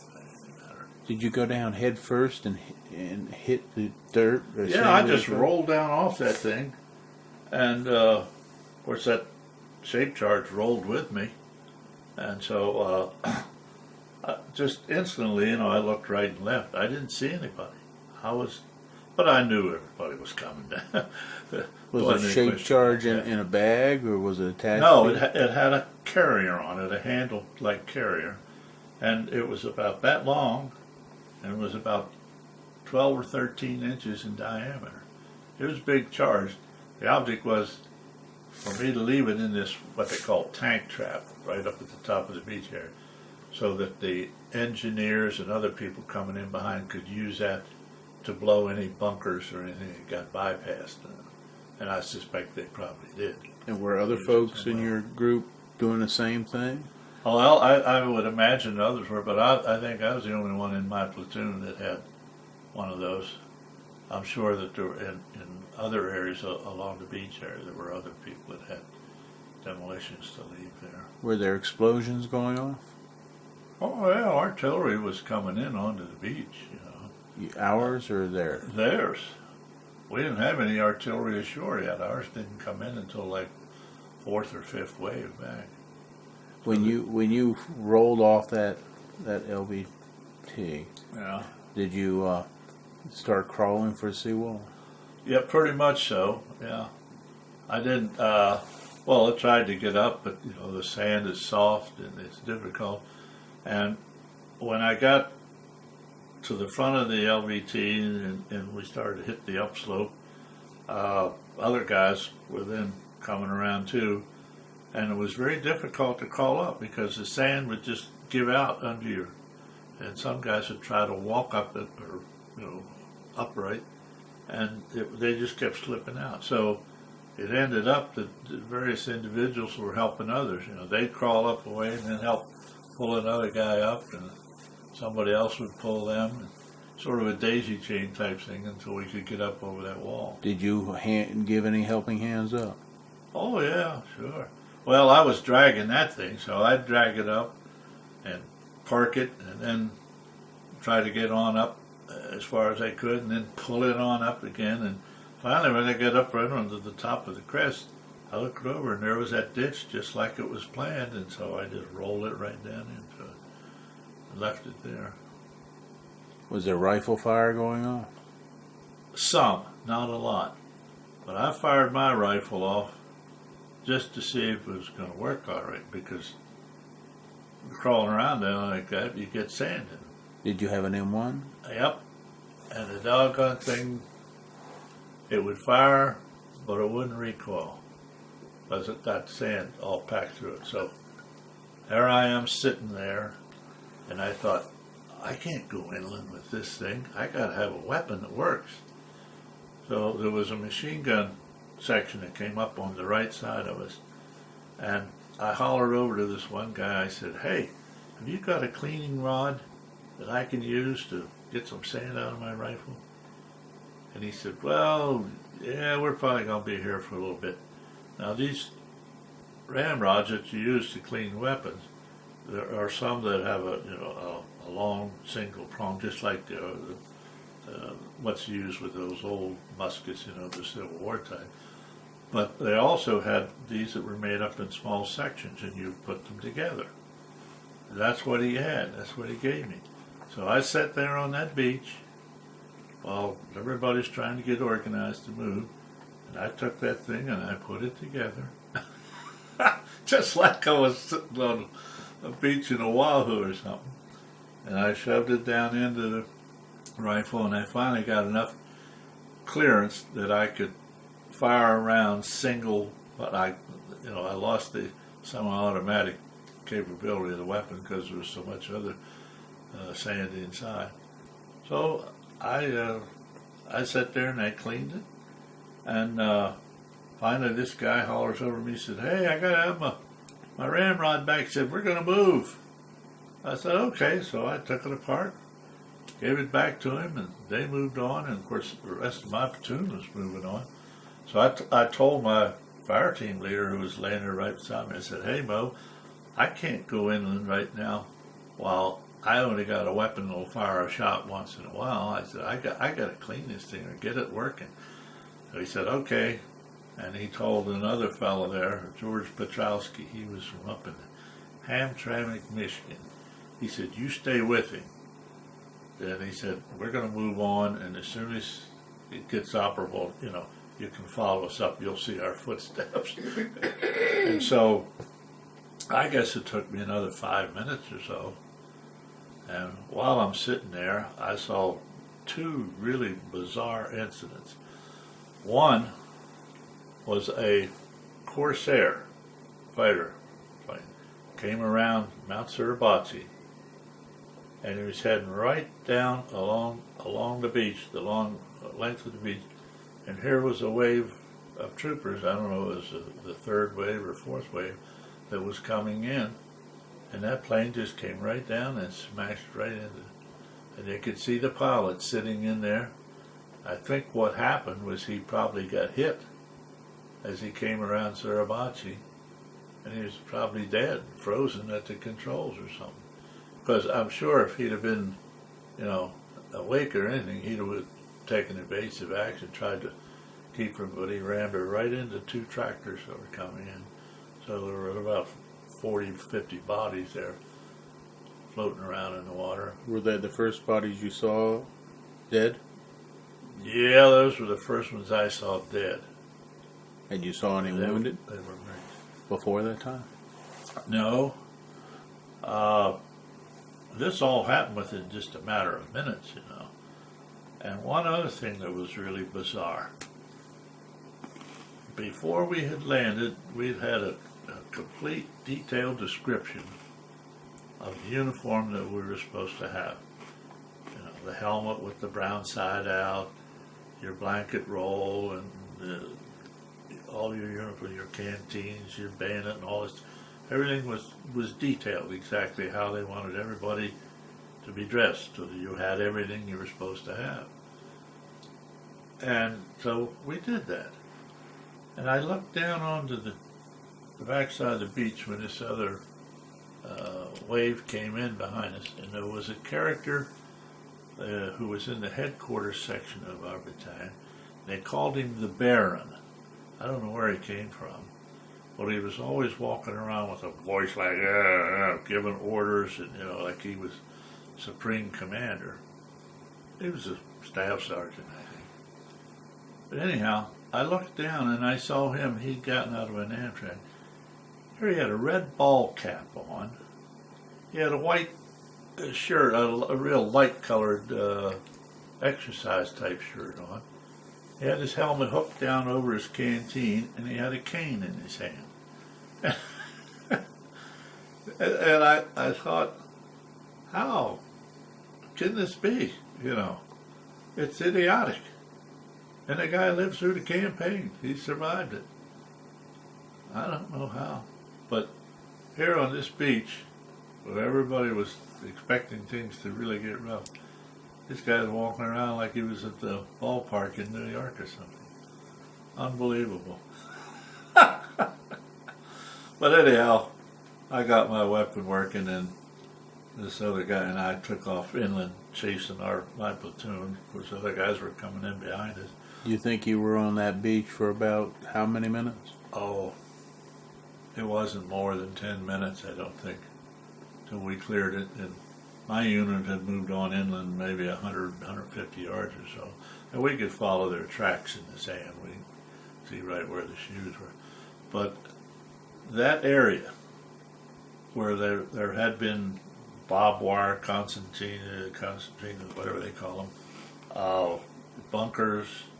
I think there was a couple of blockhouses, which are big, They had all been hit and smashed, with naval gunfire and air, and it just looked like what I envisioned the moon to look like. It was terrible. I mean, there was just rubble everywhere. But I didn't see any Marines laying there, and we got on up a little bit farther inland, and then there was some small brush there, and a few indentations in the ground and so forth. And then I got hooked back up with my outfit, and then we were there, I don't know how long, and there was a lot of hollering and moving around trying to get units straightened out so that there was some organization. And then some mortars started to come into the area. From the enemy. Yeah, and they came, and they were throwing them in there by the carloads. And so I was down in one of these depressions, and shells were going off all around. And by the time that got over with, and I think they went on for 20 or 30 minutes at least, there was so much dust thrown up, so much sand, that we're laying there and you're half covered, with it. You had to get up out of the sand. It just so much of it through the air. And I think we had one man wounded in that. Could have been loads of guys killed, but everybody, I guess, was down there digging in that sand. Did you see any dead enemy? Yeah, there were a few scattered around. Not a lot. Because most of them were still there, down in underground bunkers and that sort of thing. See, they had really mined that thing out underneath. They had some huge passageways and areas, and they kept weapons and all kinds of things down there. And then, whenever they wanted to do some firing, they just roll some artillery pieces out. They had a couple of slopes and that sort of thing. They roll them up, fire off a couple rounds, and roll them back down in. And so we put up with that for a month. Did you, when you first saw your first dead Marines, how did you feel? Well, it didn't affect me. I just, I knew it was reality, and I didn't really feel bad. It's kind of hard to describe what I felt. I saw the second day then, when we had a group of, part of the 26 Marines moved through us, moved on up forward, and they really ran into a mess up there. And so all day long they just kept sending men back wounded, sometimes 2 or 3 together, or a corpsman helping them. And we knew they were having a hard time, but it didn't bother me. I guess maybe because we expected it was going to be tough anyhow. When you, within 2 hours, where was your group after they hit the beach? Well, we got up, and the strategy was that the 28th Marines were on our left. I was in the 27th.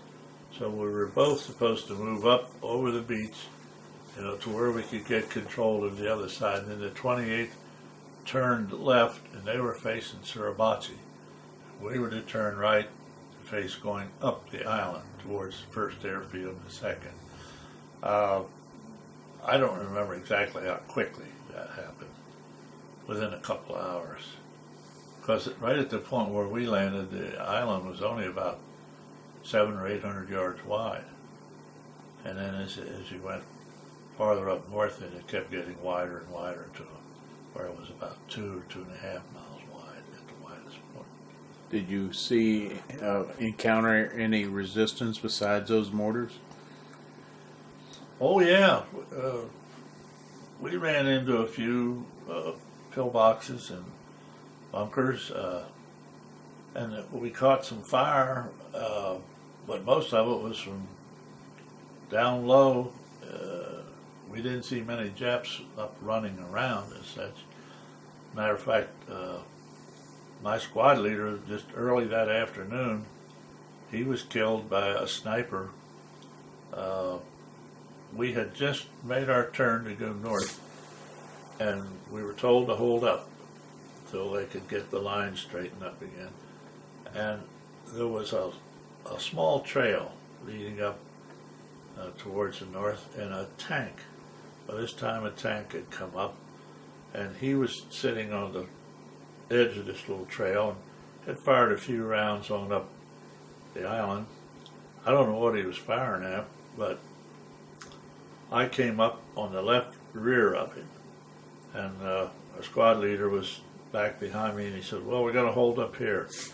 So here was a little ditch that ran up alongside this trail that the tank was parked on. And I sat down in it, and at the end of it, and then I started getting that funny feeling that something was wrong. And I looked off to my left, and I could see there was a little clearing, looked like it was man-made clearing that went down to the left about, and I saw a little mound of dirt down there about 40 yards away. Now I couldn't tell whether there was anybody in it or not, or whether it was a foxhole or what, or a pillbox. But anyhow, about halfway down to that, there was a little stump of a tree that had apparently been either cut off or shot off or whatever. And I had this real uneasy feeling about that little mound down there. So I kept lining myself so that that tree was between me and what I could see of that mound. And I don't know, maybe 5 minutes I sat there. And every once in a while I'd look down to see if there was any movement down there, and I never did see anything. And then the word came from my sergeant, okay, we're going to move up. So I thought, well, I'll just go up this little ditch here for a ways before I have to come back up onto the higher ground. I ran down that ditch, and all of a sudden it made a 45-degree turn, and here was a pillbox. I was about 5 or 6 feet away from it, and I'm looking right in the port of it. So just instantly, without thinking, I just did a barrel roll up out of that ditch on the ground, because I didn't know if anybody was in it or not. And I was right at the front of the tank. And the tank had his gun pressed down. I didn't know if he was getting ready to fire or what, or even move. And I thought, well, I got to get out of here. So I just crawled right under that gun to the other side. And I thought, well, I'll just go back to that spot I was in before. At least I'll be down in the ditch.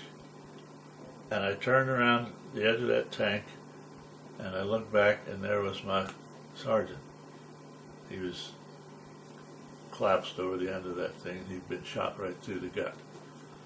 And so about that time, men from a adjoining company, Easy Company, were coming up on our left, and they overran that area down there. And I never did find out where that shot came from, but I'm convinced to this day that it came from that little mound down there that I saw. Because I think what happened was when I moved out, the sergeant came up and stepped down in there, and he was probably standing up, and they made a perfect target for that guy. So they took him out, but he never made it back to the ship. He died on the way. Was anybody in that bunker that you had barrel rolled onto? I don't know, because we moved on out from there, and I rather doubt it might have been, one that they had, but they abandoned it. Could have been. I never did find out if there was anybody in there or not. But I wasn't about to stand around and find out. When I made that turn, he's right there in front of me, just like that. If there had been a guy there with a rifle, he'd have shot me right there on the spot. But I didn't wait around to find. I just. Where did you go from there?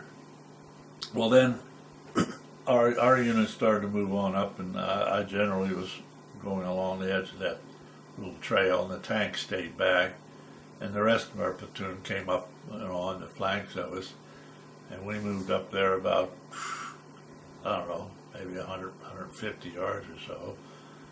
And then all of a sudden, here came machine gun fire from over on our left, all over the area there. So, of course, I heard the first of the platoon sergeant up there holler, "Everybody hit the ground." But by the time he said it, they were all down there. He didn't have to tell us. So I'm laying there, and there's a little bit of a mound to the left of me, and I couldn't see down to the left. I could just see to the front. And I heard him holler, "Who has a rifle grenade?" And hey, there was 6 other guys in the platoon that were grenadiers, just like I was. And I said, "I do." Why did I say that? I don't know. And he said, "Okay, there's a pillbox over there on the left. See if you can get a shot at it." I said, "All right." So I crawled up on this. Now, did you say "all right" like that? How did you say "all right"? Well, I don't know. I might have said some other words or something, but the word was yes. I'll try to get a shot at it. So I crawled up on this little elevation, and I looked over, and I could see the thing sitting there. It was about 40 to 50 yards away, very clear. So I told the sergeant, I said, "Just wait a minute." I yelled back to him. I said, I'll fix a grenade and I'll take a shot at her." And he tells the rest of the platoon, he said, "All right, you guys," he said, "be ready." He said, "When he fires," he said, "we're going to get up and we're going to move forward." It was about maybe 40 or 50 yards up into a little line of trees and shrubbery. They didn't have any big stuff. It was just shrubs and grass. And he said, "We'll move up into there." All right. So I lined up the grenade on my rifle, and I happened to notice down in front of this little mound there was a little ditch along there. So I thought, well, I'll just roll down into that ditch and it'll be a lot easier to get a shot from there. So I did, and then I guess started thinking, I thought, I wonder if that guy saw me in there. So it didn't matter. I was going to have to fire anyhow. So I raised up and I fired. And of course, a rifle grenade goes real slow. It's not a high velocity type thing. You can see them as they're going in the air. And I fired, and I could see that bunker there, and I could see that firing port that he had, that slit. And my shot hit right on top of it and bounced right on off into the shrub back of it. Didn't detonate. And I yelled back to the sergeant. I said, "Wait a minute, I got another one." I did. I had about 3 rifle grenades on me. And then I got to thinking, if there was a guy in there and he saw me come in here and fire, he'll be ready for me the next time I raise up. So I just crawled back the ditch about another 5 yards or so, fixed another grenade on there, and when I raised up this time, I thought I'll just lower the elevation a little bit. It's very difficult to be accurate with it. I lowered the elevation a little bit, and that rifle grenade went right in that slot of that hole. Boom! Detonated inside, and smoke started coming out of the thing. You know, it had been hit hard. And so the sergeant says, "Let's go!" So everybody was up and running. And then shortly after that, this company on the left of us, they moved up. I heard some additional firing down there, but we didn't get any more machine gun fire. So they gave me a Bronze Star for that. You didn't go into the bunker that you had just figured out? No. The object was to get on up the island further because that company was coming up on our left. So I didn't go back to look. And that was on the first day? That was on the first day. Within 3 hours of you landing? About that time, yeah, it was right around noontime. How far did you go before the end of the first day? Well, we didn't go much farther than that. We just a short ways, and then we started to dig in for the night. I don't know why. I don't know. Up to this point, we had only had a few casualties. I don't know whether some other units on our flank were having difficulties moving or something, but we basically stayed there. And there were a couple little small trees in the area where we stayed. That created a problem for us. Why? Because some tanks, a couple of tanks came up and took up position for the night just behind those little trees. And a couple of trucks and a Jeep came up. Hey, they're prime targets for artillery. So the artillery fire started coming in there, hitting in these trees. We're down here in the open. Come on. We started catching it. And we're hollering to these guys, get out of there, get and go. We don't want you out here. But it didn't bother them. The tankers, they just stayed inside and they were fine. So we caught quite a few artillery rounds coming in there during the night. Did you have any friends besides the platoon sergeant? Was it the platoon sergeant that got killed? Oh, here's my squad leader. Squad leader. Yeah. Well, he was the only one that day that I knew of. There were a couple others that got wounded and were evacuated. But most of our casualties occurred later on up on the northern end of the island. How about during the night or day one? During that night? Yes. Well, we were all prepared for a bonsai attack if there was going to be one. We brought up all the machine guns and put them in place. They brought up some of these water-cooled machine guns, which are very heavy. You don't use them in assault, but they're great for defensive. And they were out issuing hand grenades and rifle grenades to everybody. And so we were well prepared, but nothing happened. The Japs did not do that. Matter of fact, there were very few bonsai-type charges by the Japanese on that island. They got smart. They didn't want to waste their manpower that way. On day two, what did you do? Well, we stayed pretty much in that same position. We put out some patrols and pushed them on up forward, and then the 26th Marines, which is the other regiment of our division, came ashore, and so they moved on up through us. And that's when they started having some problems up there and really got banged up. So we spent most of the day just reorganizing and re-equipping, and didn't really do any forward movement of us because they were ahead of us, so we were now sort of like a reserve for them. Did you shoot a lot of rounds that first day? No, not a lot. No, we didn't. We didn't see very many Japs. Did you see any alive Japs that day? Two. They were running from one position to another. There was a bizarre incident happened with that. I was just an observer. I jumped down into this little bit of a hole with a machine gun platoon or squad that we had, and I heard some guy say, "Here they come." I thought, "Oh boy, here I am with a rifle that only fires single shots, you know." But it turned out it was just a couple of guys moving to another position, and then all of a sudden, I hear this bing, real loud clang like.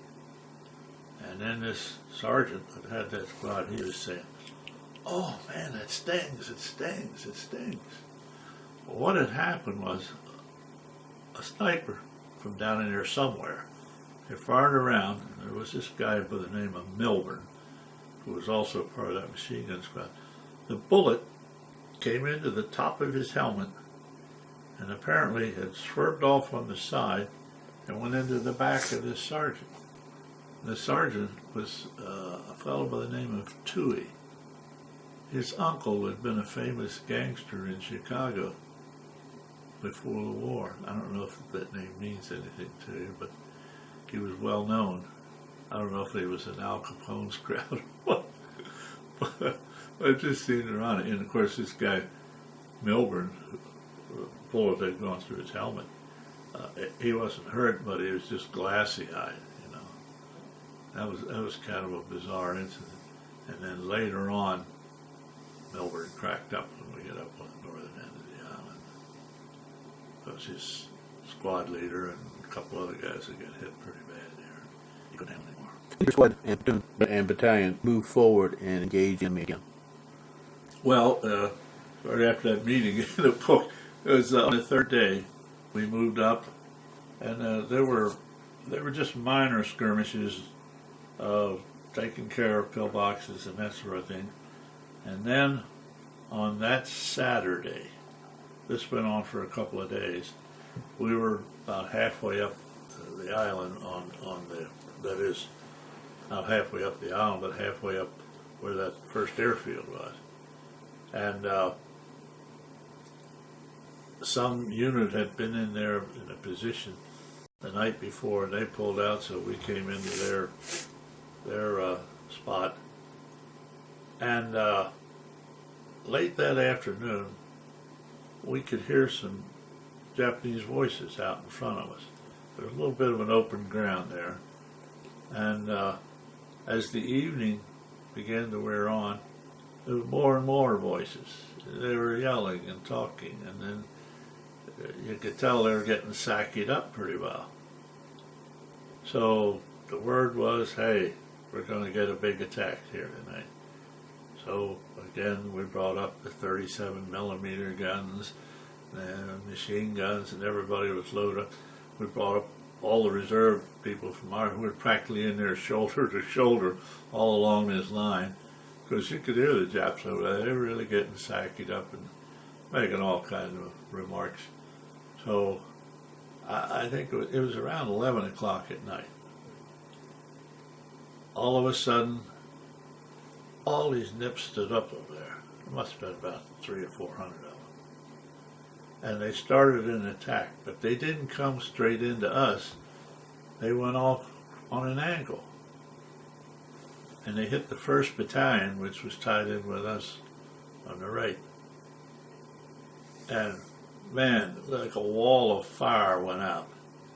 And those nips just went down in bunches. And so all during the night, then we could hear some of them out there moaning and screaming and crying.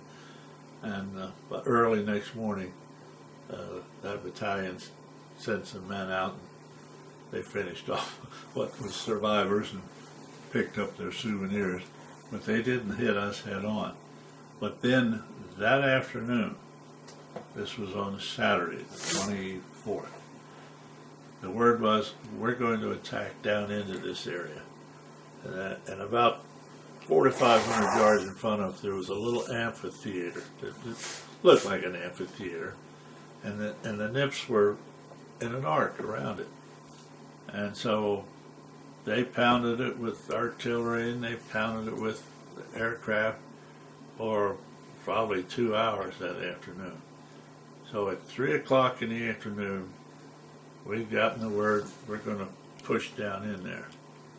And so the plan was that my platoon was going to move out to the left, and the company that was on our left, they gave way a little bit so we could get through and start down towards this little valley.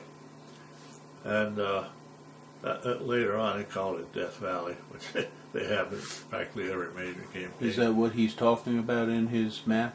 No. This happened before that. Okay. But anyhow,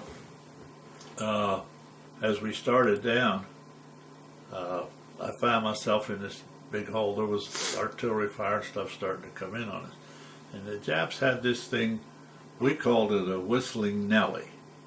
It was like it looked like a stovepipe, a big stovepipe.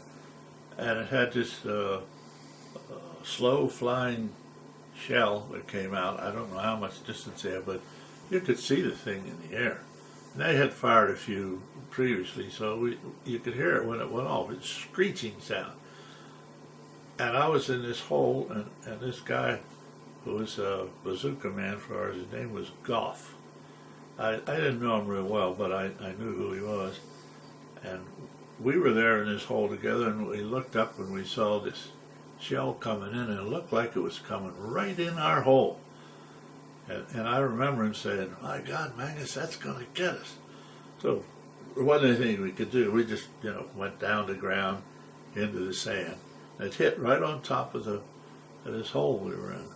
I think the hole was probably made from a large naval gun before, And the sand blew up all over the place, and by the time that was all over with, his bazooka was jammed up, and he said, "Hey," he said, I got to get this thing cleaned out. I got sand all through it."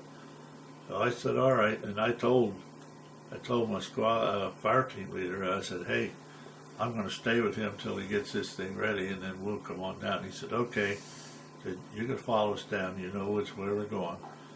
And so within a couple of minutes, he got it cleaned up, and we were ready to go. Well, by the time we got down, which is about another 200 yards to this arena-like area, here my platoon and the other platoons from my company, they were all pinned down along there. They'd already run into a nest of Japs down there. My platoon leader, he'd gotten grazed under the nose. The assault sergeant, he got shot. Here's another bizarre thing. There's a lot of bizarre things happening there. He was shot through the corner of his eye. The bullet came out over here by his ear. So he was a good Catholic. He was laying down there saying rosary, thought he was dying. He not only lived, it didn't even bother his eyesight. And even today, he doesn't wear glasses. He's still alive. He lives down in Virginia area, across, I don't know whether it's Arlington or Alexandria, one of those places. But he was down. And then the other bazooka man that was in our platoon, he was laying there, and he'd taken 5 shots right through the chest. He tried to get a shot at a bunker down there. His name is Adolph Fang. And he's still alive today. He lives up in Davis, Illinois. And I've been in touch with him since that time. But anyhow, he was laying there in bad shape. And so, because I'd had success with that rifle grenade back on the first day, this sergeant said, "Hey, see if you can get one in over there." Well, I raised up to look over to see where it was, and I could see the pillbox there. And just at that very instant, something hit right in front of my eye and splashed sand right up on my face. The guy had fired me out of that thing. If he'd been one click higher, he'd have shot me right through the nose. So I ducked out in a hurry. And this guy was, B.A. Yarman was up on my left, and he had been firing up way. He said, "Hey, Menges," he said, "be careful." He said, "That guy can really shoot." Hey, now's a good time to tell me. So I thought, well, I'll try to get another spot up here to the left. There was some brush there and little indentations in the ground. So I crawled up to the left, and I crawled in under some brush, and I had a pretty good view there of shot. And I thought, well, I'll get a good shot at him. Just as I was getting ready, here comes this machine gun squad up, a fellow by the name of Shoemaker, and he said, "Hey," he said, "how about letting us in there?" He said, that looks like a good spot. And he said, "We can fire all across the whole front." So I said, okay. So I backed out of there, and he put his machine gun up in there, and they started to fire. And about that time, or just within a few minutes, I heard this clanking back to my left rear. A couple of tanks had come up to support the attack, but a lot of mortar fire came in down there, and they got bogged down, and a lot of guys from the adjacent company got hit. And as I'm laying there, all of a sudden, here comes a spray of machine gun bullets from this tank. He's hitting right through the crest of the trees where we were. And I knew what was coming, because they use that to sight in before they fire a 75 millimeter gun that they had on there. Apparently, when this machine gun had started to fire in there, it threw up a little dust, and this guy in the tank probably thought, it's an enemy position, we'll just let him have one. I knew it was coming, but I couldn't stop it. And within a couple seconds, well, boom, it came right in there. This sergeant was laying on the gun, and he had two other guys behind him. One's assistant gunner, another guy's ammo man, and a shell hit right at his foot, and it just severed his foot off. There was just a few little ligaments or whatever was holding his foot on. So he started crawling out there, and he was saying, "Have him stop! Have him stop!" And he's dragging that foot behind him. He later lost that, of course. And the man that was laying behind him, his foot, of course, he had got killed, but he was laying face down. And this guy Milburn, who had been shot through the helmet before, he hollers up to this guy. He said, "Come on, we're getting out of here. We're getting out of here." And the guy didn't move. So Milburn goes up and rolls him over, and he didn't have any face. He was just shot completely off. So, of course, Milburn, he cracks up right on the spot. Started frothing at the mouth, eyes were glass. So another buddy of theirs, he hauled him away. I never did see him again. He was gone. And then, wasn't too long after that, it was decided. Now, by this time, my company had had 5 men killed and 36 wounded there that afternoon. So it was decided they were going to pull our company out and bring in another company, the old company, take our place and see if they could move on up. So this Sergeant Gibson from our 2nd platoon, I don't know how he got the job, but he stood up on a little craggy spot there, and he had this real high, shrill voice. And he was an ex-paratrooper also. He said, "No, we're going to pull out of here. We're going to go back out the same way we came down into this valley." And he said, "We're going to take all our wounded with us." He said, "I will personally shoot the first SOV that comes here without a wounded." And he's standing up on this craggy point. I mean, and there's machine gun fire going on overhead, mortar shells coming in, and he just looked like a monument standing up there. I never could understand how that man survived that day. But we finally got everybody out of there and back up, and then we went into reserve for a couple of days after that. Can you tell me what was happening when this picture was taken?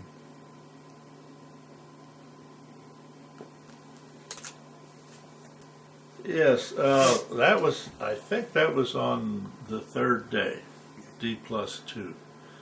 And our company was sort of in reserve for our battalion.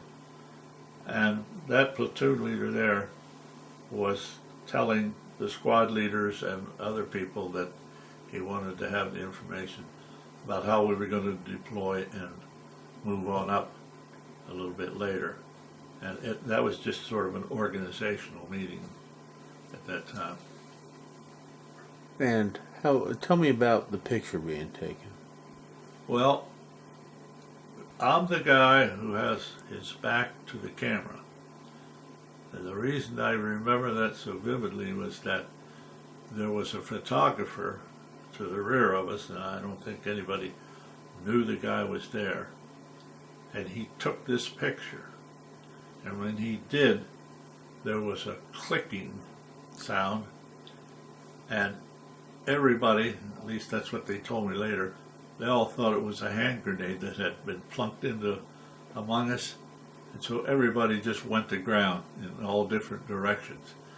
And that's how I remembered the fact. And then later, the photographer was identified. It was a legitimate thing, but it just scared everybody because they weren't aware that he was there. Did the photographer walk away immediately?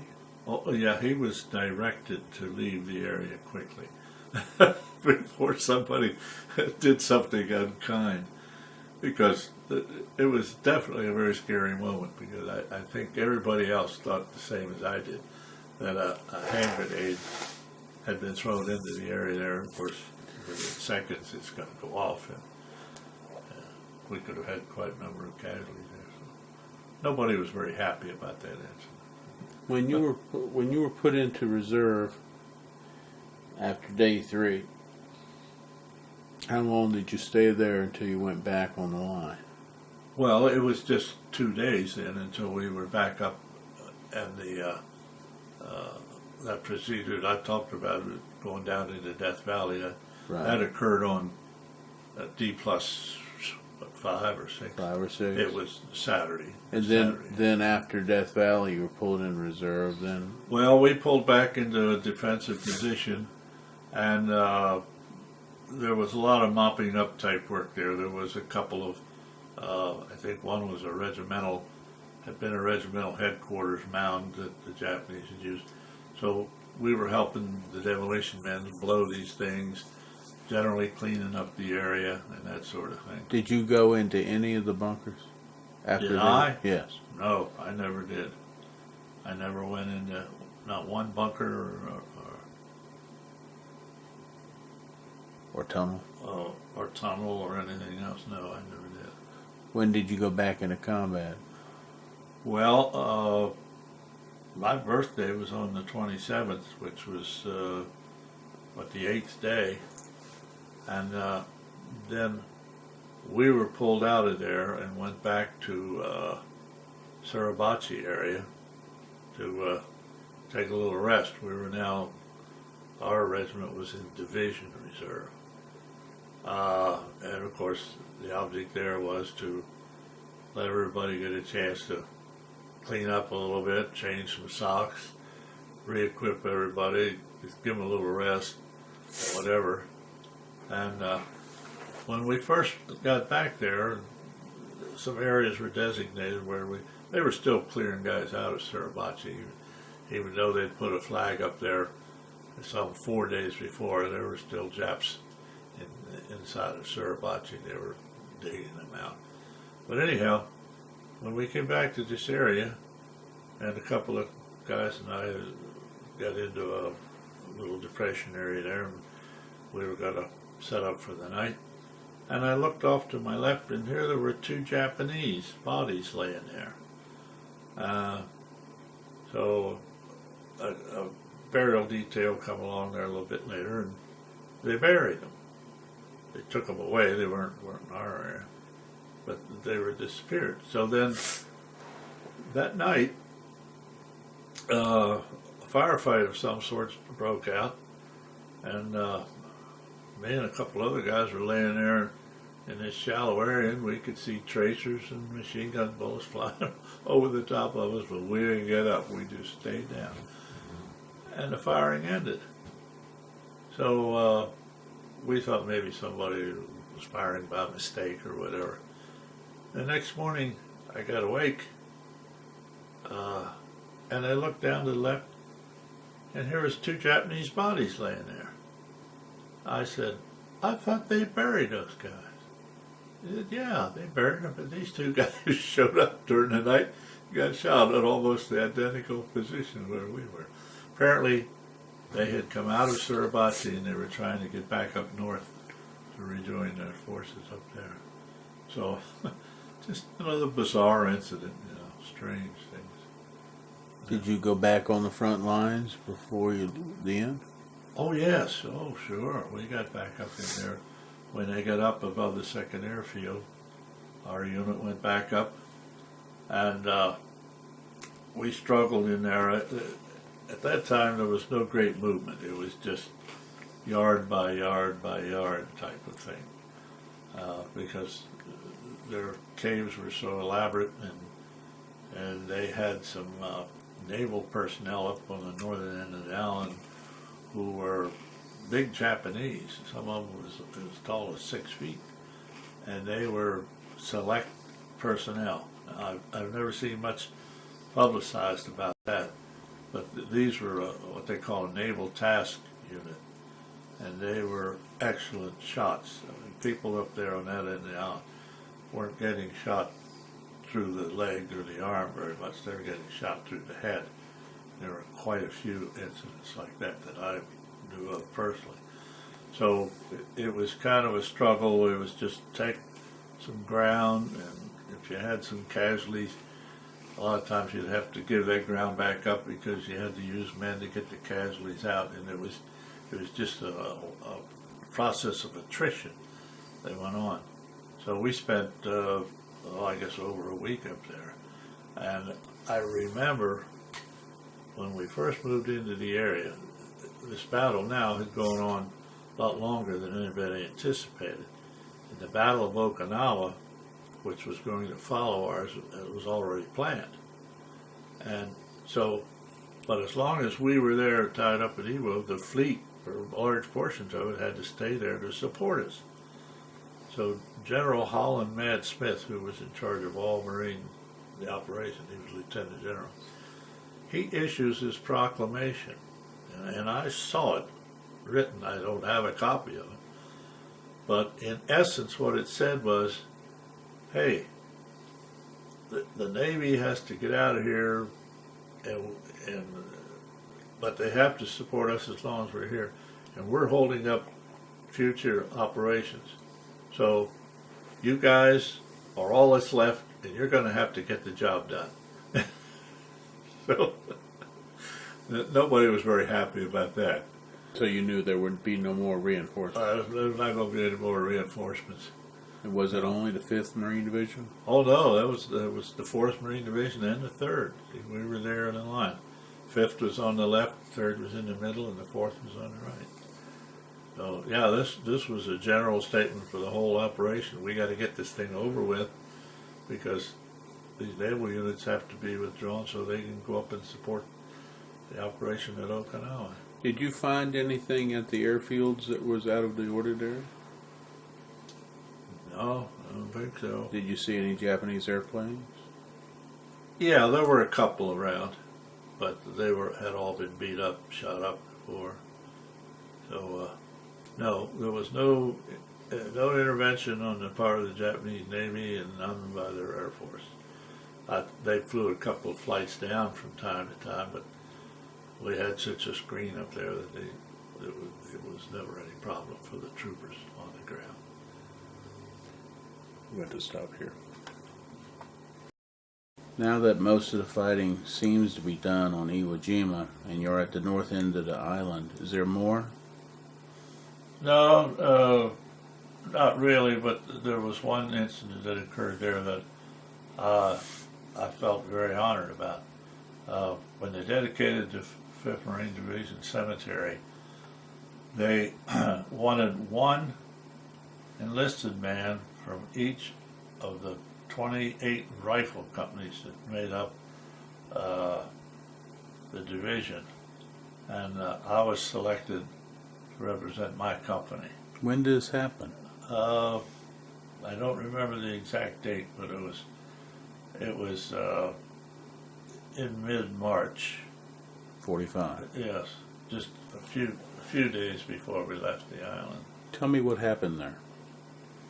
Well, it was just a formal dedication of the cemetery itself. They had an honor guard, and they had some musicians, and I guess it was just pretty much a standard dedication of the cemetery there. Now, of course, all the interments that were made there were just temporary because they had intended after the war, to come back, disinter those people and bring them back to the States, which they did, and there is not a cemetery there anymore.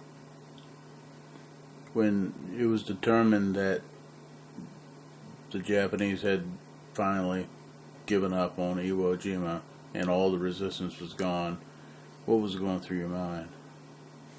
Well, from the time we left there, my outfit left on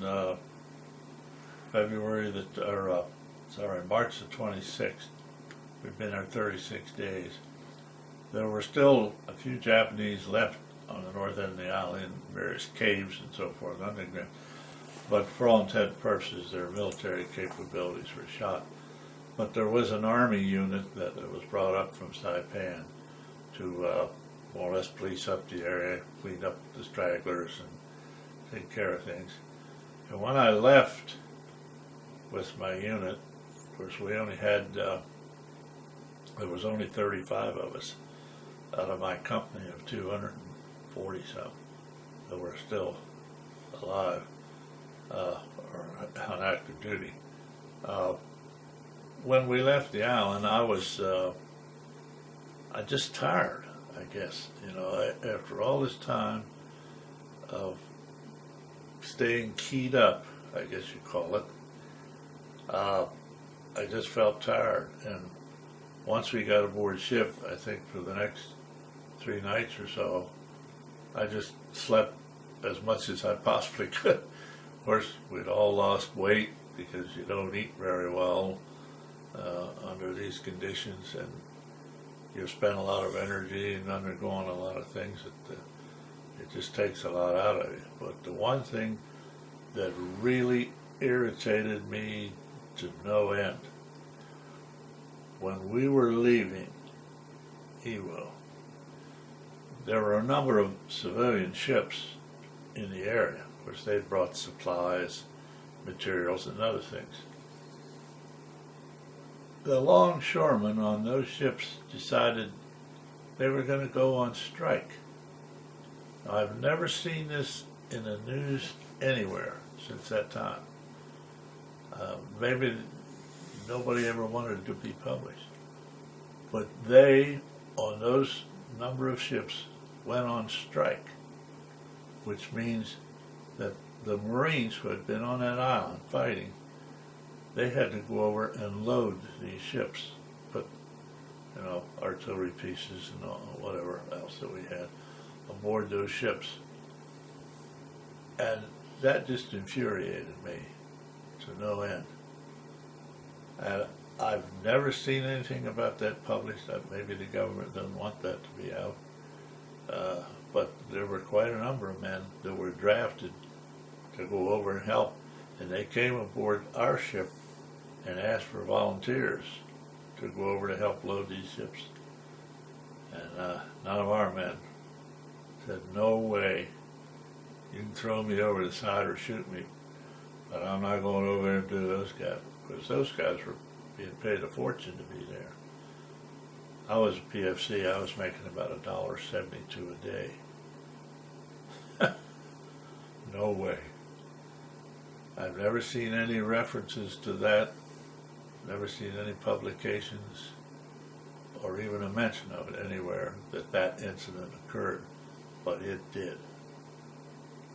Were you wounded on the island? Just minor. I had that small fragment in my thumb and a small piece up here in my arm, and a couple little pieces in my leg, which one corpsman dug out for me. But my thumb did become infected, and I had to go back to the hospital. This was when we were up on the north end. I don't remember the exact day or when it was. They sent me back to the battalion aid station because my thumb was swollen tremendously. Well, as a matter of fact, my whole hand. And the corpsman said, you know, if he doesn't get it looked at now, he might lose that.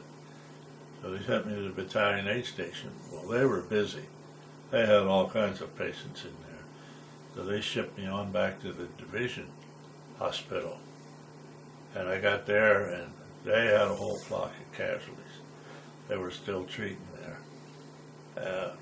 They didn't have much of a medical staff anymore because a lot of those doctors that worked in the hospital, you know, after 2 or 3 weeks, solid weeks of treating casualties, they were whipped. So they brought up the 38th Army Field Hospital from Saipan and positioned it right next to the 5th Marine Division Hospital. So they sent me over to that hospital. It's just the next tent over. And some young doctor was there, and he looked at my hand and he said, "Oh yeah," he said, "we're going to have to do something with that." So he just took a scalpel and he just cut a little slice in there, and of course the pus and infections and stuff just started rolling out of my thumb. And he said, "Well, we'll put a gauze in there to drain." So they did that, and I stayed. I was stayed there that night, and amazingly enough, shortly after that evening meal was another sea ration, I think it was something. I had stepped out of the tent. I think I'd gone over to the restroom. We called them heads. And when I came back, here was a guy sitting in the tent that I was in. He was sitting on a couple of sea bags, or old sandbags. He had his head down, and I could see the front of him. It was just blood soaked down the front of his legs, both legs. And I looked over and I said, "How you doing?" And he raised up, and he looked at me and he said, "Hey, Menges, what are you doing here?"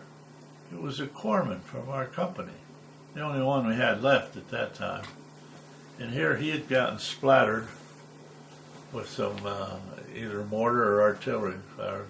It wasn't serious, but it looked terrible because, and a lot of times well, especially from a hand grenade, I've seen guys that have maybe 15 or 20 pieces in them.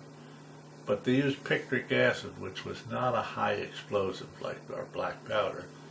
And a lot of the fragments that would enter somebody's body, they went in at low speed, they did not penetrate and hit a lot of the vital parts.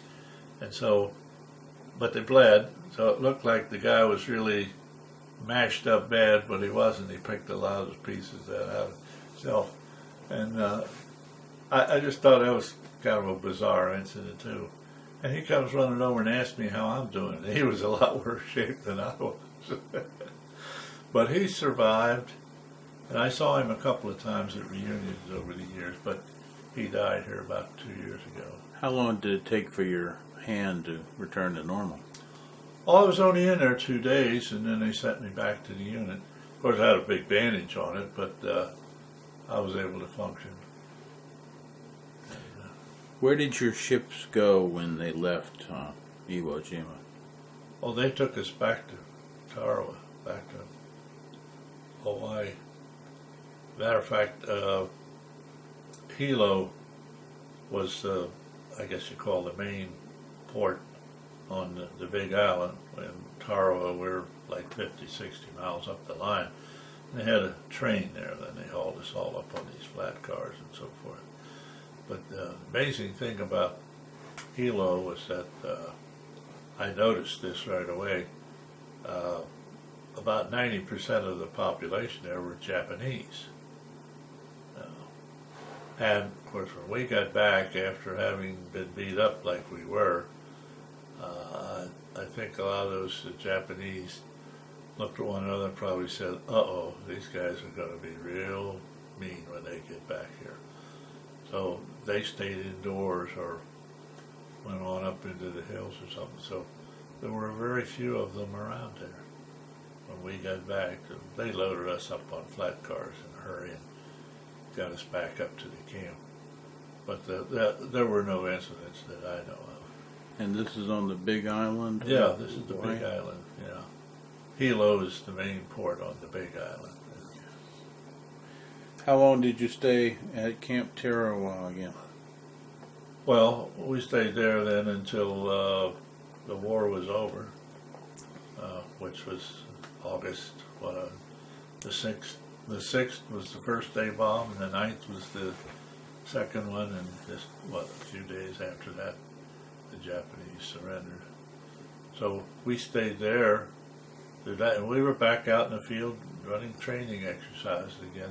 Some of our men had come back, some replacements had come over to start filling up our units, and then were you not slated to go to Okinawa? No, not Okinawa. We were getting ready to go to Japan. There were, two Marine Corps elements that were going to make landings in Japan if we had to invade there. So our training started in that direction, and we would have been landing in Japan probably a few months later had they not surrendered. So what did you think when the bombs were dropped? Did you even have a clue what happened? We only knew that these were super weapons and that the casualties for Japan were extremely heavy, but I don't think any of us, at least the men I were around, we didn't know much about atomic bombs. We just knew these were super weapons that were very deadly, and everybody was very happy that it happened. When the news of surrender came, how did you celebrate? I don't recall anything special. I remember a band marching down the street by our tent area and celebrating a little bit, but I don't remember any special activities going on at all. While you were a serviceman, did you go see any shows by professional entertainers, like the USO? No, I remember Ray Anthony he was in the Navy, I think, and he brought a band over to our camp area and put on a show one afternoon. And Bing Crosby's brother, Bob, who had a band called the Bobcats or something like that, he's pretty well known. He was the band director of the 5th Marine Division band. And they put on some shows in the camp area prior to going to Iwo. But when we left to go to Iwo, Crosby left to come back to the States. I don't think they wanted a celebrity getting out there and getting hurt.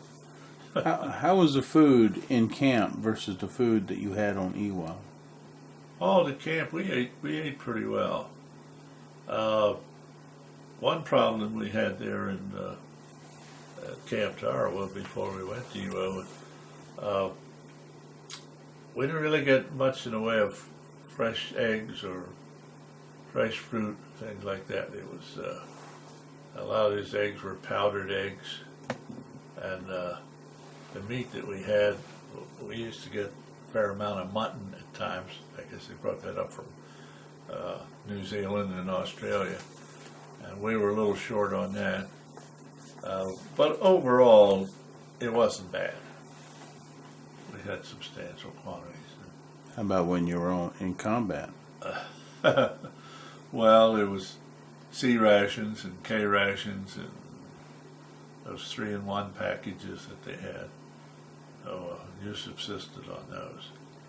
One thing you could do on Iwo, because the underground area was sulfur, a lot of sulfur. They had sulfur mills on the island there, the Japs did when they were running things. And so underneath the ground, and particularly up on the northern end, it was very hot, very warm. So if you wanted to warm up your C rations or your K rations, you just dig a little hole down in your foxhole, put a can down in there, and let it be for about 10 or 15 minutes, and warm it right up. You'd have warm soup, or whatever the meal was. That was kind of unique, I thought. I never hear people talk much about that. But a lot of those holes were so warm that guys would have to put down a knapsack or something to sit on, or put down a poncho to sit on, because they really were warm. So we didn't get cold at night. Where did you go after the war ended? Oh, after the war ended, when the 5th Division then was sent to Japan for occupation duty. And we were only there from, mid-September until early December. And then the 5th Division was disbanded, and those who had enough points to go home on the point system that had been developed, they came back with the division to the States. And those of us who didn't have quite enough, I was shy 1 or 2 points, I don't remember what it was, we were transferred over to the 2nd Marine Division, which was also there on occupation duty, and I stayed with them until the 27th of February of '46, my 20th birthday, and I left Sasebo that day to come back to the States. How did you feel toward the Japanese, and how did they treat you? I didn't feel bad at all. The people, I thought, well, of course, they were a defeated nation, so they weren't really going to do much to us, but in a way, I kind of felt sorry for them. They seemed to be industrious people. They were hardworking. They were always very polite. I don't remember any incident at all anywhere where there was direct conflict. But then again, I think whatever surviving soldiers of theirs that came back, they probably stayed out of the limelight as much as they could. But I don't remember any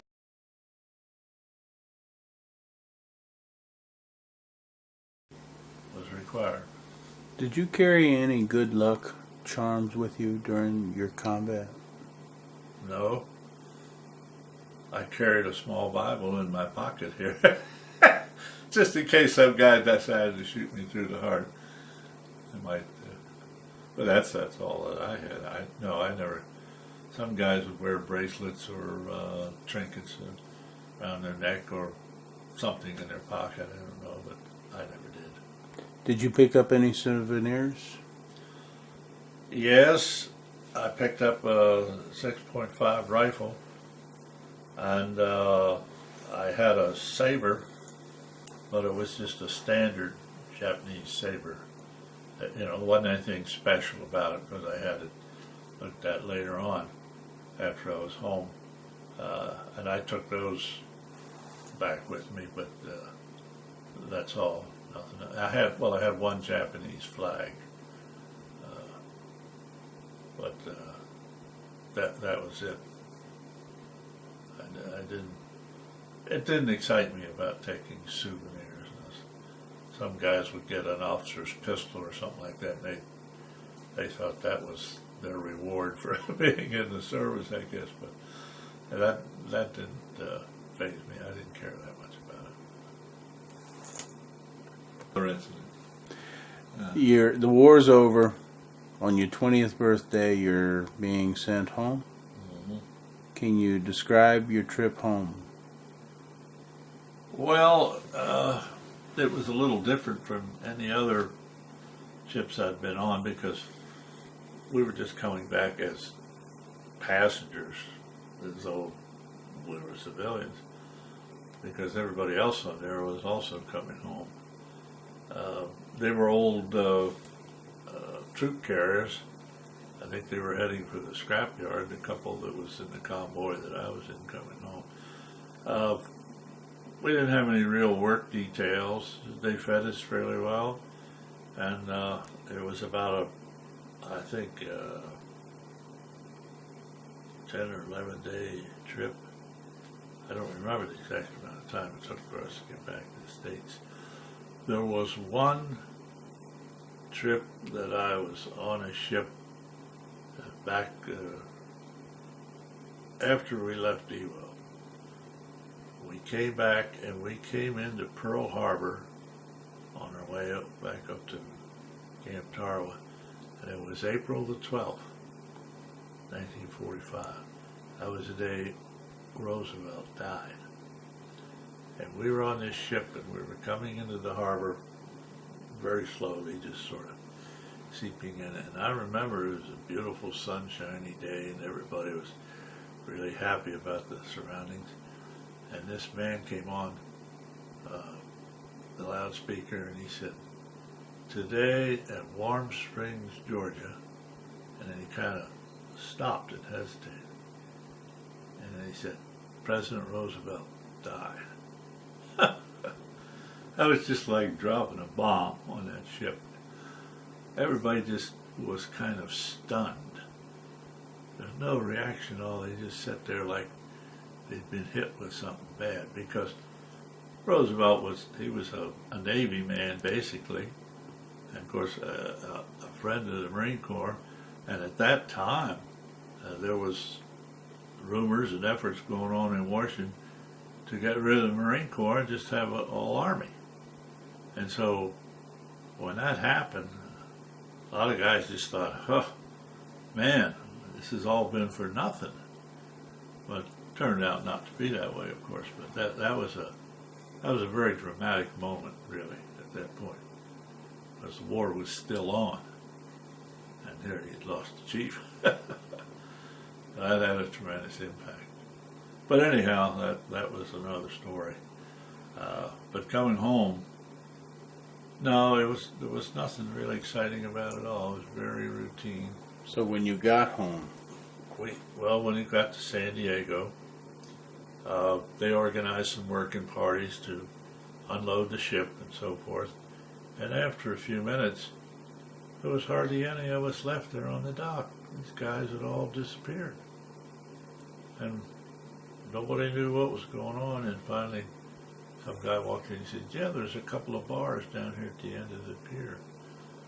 So another fellow and I walked down.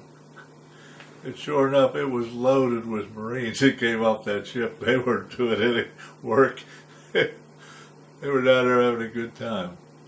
And within a few minutes, some big burly sergeant walked in and he said, how many guys in here are from whatever the name of that ship was? Nobody moved. And he said, okay. He said, there's a convoy of trucks coming in up here. He said, we're taking you guys out of here. You're going up to Pendleton and start processing you to go home. The whole bar got up and walked out. I thought that was funny. But I was only there, I think, 3 or 4 days, something like that. They did let us go on Liberty up to L.A. that one weekend that I was there. And then I was sent from there back to, I'll think of the facility down here in Maryland, naval facility. I can't think of the name of it right now. It slips my mind. Bainbridge. I got a picture of that. Do you? Fine. Anyhow, I was processed through there, I don't know, 2 days or something like that. We were out of there. And I was on a train coming home. I got into Cumberland. It was about 4 o'clock in the afternoon, something like that. And I got off the train. Of course, I was in green dress uniforms, and I had that ruptured duck on there that everybody had that was being discharged. And there was a little barber shop in the back of the railroad station in Cumberland.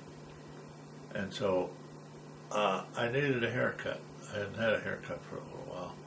So I walked back there and got a haircut, and of course this guy was talking to me about, just getting home, et cetera, et cetera. We just batted the breeze a little bit. So I went out, and I was looking for a way to go home, down to my house, because I had this big sea bag. I didn't want to walk and carry it. And this taxi came up, and the guy said, where are you going? And I told him, South Cumberland. And he had another fare there. He said, well, he is too. So he said, come on, get in. And I got in, and they rode down to South Cumberland. He took me to the house. I think it only cost me 50 cents or something like that, back in those days. Nothing. So I got out of the cab, walked around the side of the house, walked in the kitchen. My mother said, hi. My dad, he was still in bed. But he got up shortly after that, and he came down. How's things going? I mean, it was just like I came home from seeing a movie or something. No excitement. Had supper, and email. Started rounding up some civilian clothes, and it was just like any other day. Had you not called them? Well, they knew I was on the way home, yeah. But there was no fanfare or any big activity. Was your sister gone? Yeah, she was gone at that time. So it was no big deal. I was just another serviceman coming home, that's all. How long did it take before you got a job? Well, they had what they called a 5220 club or something at that time. In other words, if you were a veteran, you could draw unemployment, $20 a week for a year. And so I went up, I guess within a few days, because some of the fellows that I knew, and signed up to draw this $20 a month, or a week. And I think I drew one check. I don't know if I got the second one or not. But there was a party down outside of town here. I had my driver's license, and my dad said I could take the car, and I went down there to a party this night, and I had too much to drink. So on the way home, I lost control of the car, and I hit a abutment down there on the road on the way home. Nobody was hurt, but it mashed up the side of the car. And so my dad said, well, you're going to have to pay for it. So I needed a job now. So the following week when I went up to get my check, the Kelly Springfield Tire Company had some openings. And they sent 6 of us who were in there, all for the same reason, over to the plant. And of the 6, I was the only one that took a job. The other 5 guys, you could refuse one job. I think that was the procedure that they had at the time. So I took the job. It was 3 o'clock in the afternoon till midnight, 6 days a week. So I did that during that summer. And after I was there for about a month and a half, I received all the pay raises that I was going to get as a laborer there. And I was working with another guy who had been there for 28 years, and I was making the same money that he was. And I thought, boy, I can see it now. 20 years from now, I'll still be in here laboring away, and some young punk kid will come in here out of high school, and he'll be making the same money I am. But I better go to school. So I took the exam to go down to the University of Maryland, and I was accepted. I got down there, and it turned out right at that time, Maryland was expanding. Just, I think the year before they'd had a couple thousand students, and they went to like 6,000 in a matter of months because it was a big, the GI Bill was there. It was a huge explosion. So I was accepted at the college, but I couldn't find a room anywhere there on the campus. Now there were some houses outside that people were renting. The cheapest thing I could find was sharing what they call studio apartments. It's just one huge room with 2 other guys for $90 a month. I was only getting $60 on the GI Bill, so I couldn't afford to go there. So I came back home, and I called up at Frostburg State, and I thought, well, I'll go there for a couple of years, and maybe by that time things will straighten out. I could go to another college or something. So they had already started classes. I called up there, and the woman who was the president of the school at that time had been my Sunday school teacher some 15 years before. And I told her, I said, I know you've started classes, but I can't go to Maryland. She said, you come on up, Billy. We'll take care of you. So I went up there with the intention of spending 2 years, and I ended up spending 4, graduated from there in 1949. Did you join any veterans organizations after you got back? Well, yeah, in 47, well, I didn't belong to any of the, well, you talk about VFW or American Legion or something like that. I didn't affiliate with any of them, but a reserve unit was started in Cumberland Marine Corps Reserve Unit in 1947. I remember a friend of mine that I had who had been at Iwo. He called me up and he said, "Hey, they're going to start a Marine Corps Reserve Unit here." He said, "Why don't you come up and join?" He said, "It's real easy. You just drill one night a week and you get your pay for whatever your rank is." And he said, "You go to summer camp for 2 weeks," but he said, it's real easy, no sweat at all. So I said, okay. So he and I and another fella who had been in the Marine Air Wing, we showed up on the three of us and started the unit. We were the first 3 guys sworn in to begin that unit. That was in 47, just about a year, I guess, after I'd come home. So I stayed with it from that point on. I liked it. Everything seemed to go well for me. So in 47, I was promoted to sergeant. In early 49, I was promoted to staff sergeant. And then the Marine Corps came out with this so-called Non-Commissioned Officers Act, where if you were in college and had completed 2 years of college, and you were in an organized reserve unit, you could take this examination and receive a commission, as long as you were continuing to progress in both of them. So by this time I was a junior college, so I applied for it. I had to take a competitive exam, but I did, and I qualified, and so I was promoted to commissioner second lieutenant in October of 49, and then I was planning on going back to graduate school the following summer down at George Washington University. As a matter of fact, I applied and I had been accepted. So I went down there in May of the next year of 50, and they said, fine. I was going to go into the graduate school, and this doctor said, well, he said, we don't have any real problems with you, but he said, we have a problem here at the school. He said, we have a very limited teaching staff here. We're not giving any graduate studies this summer.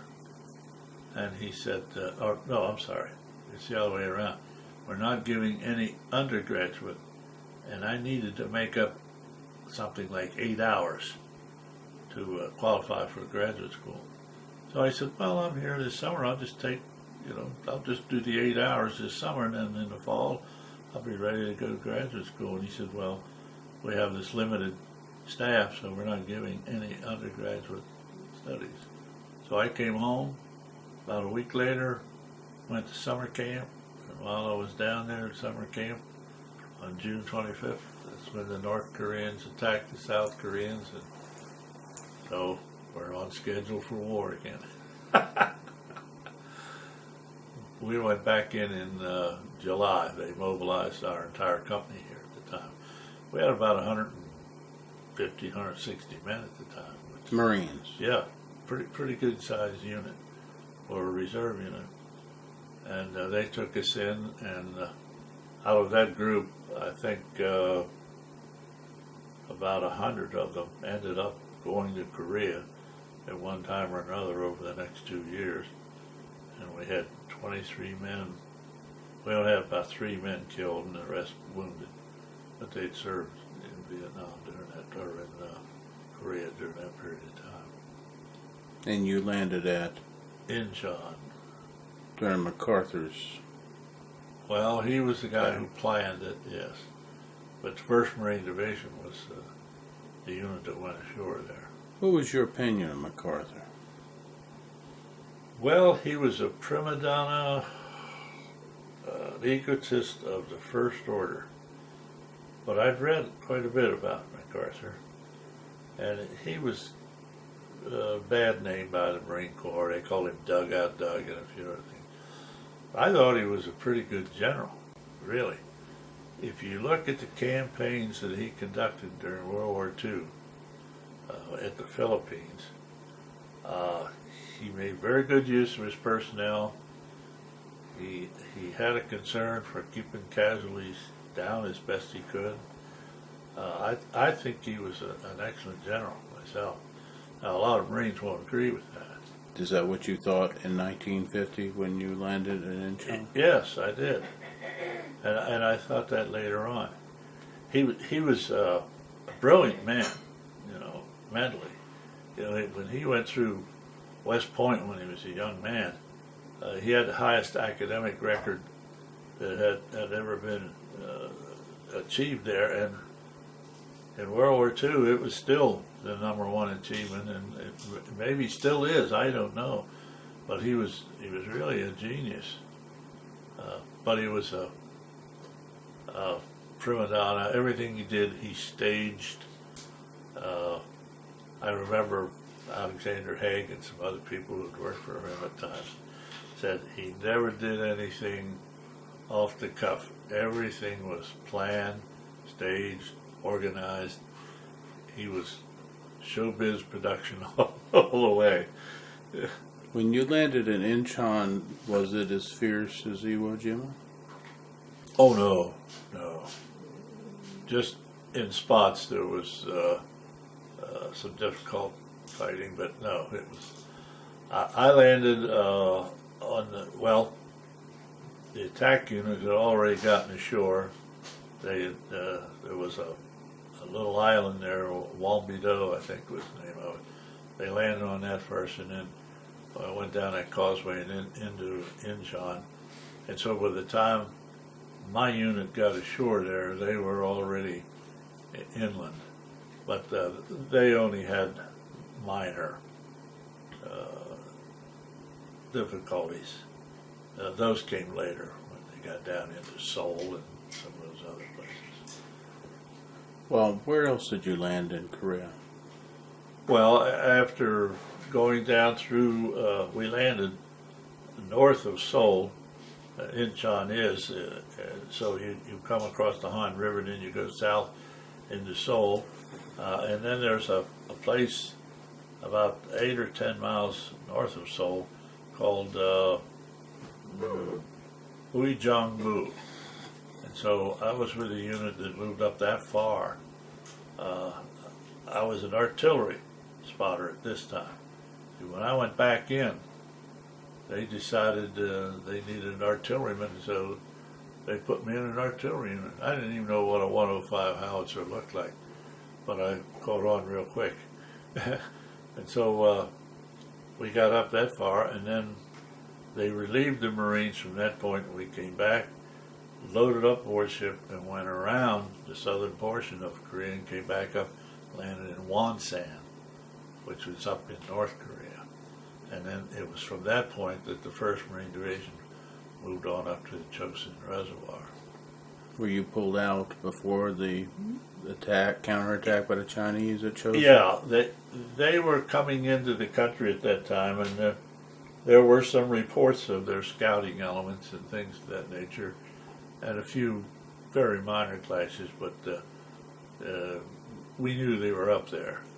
And I went up as far as Hagaru-ri, which is a town somewhat short of Chosin Reservoir, so I didn't get up to the reservoir and the cold, hard fighting. Did you have to spot any artillery that came down on the enemy? Yeah, I did in South Korea. Shortly after we landed, when we crossed the Han River, the 2 regiments, the 1st and 5th Regiment of the Marine Division, were attacking down into Seoul.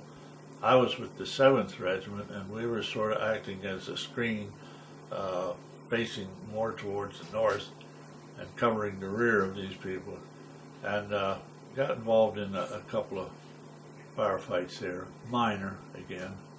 But yeah, as a matter of fact, I fired one mission. The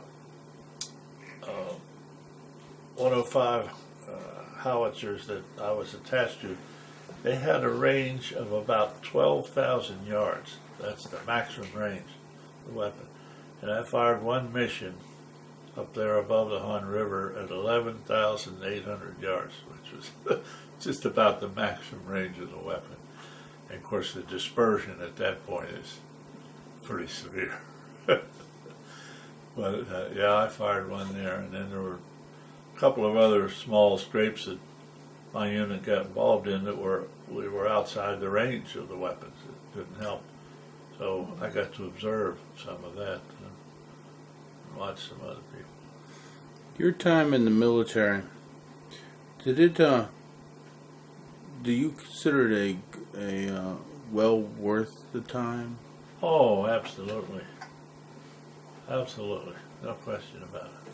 Your time in combat, which was basically a month in World War II, and then a couple of weeks or months Oh, about a month and a half to 2 months. in Korea. How did that make you? Did it change you as a person? That's a tough question. If it did, it's not apparent to me.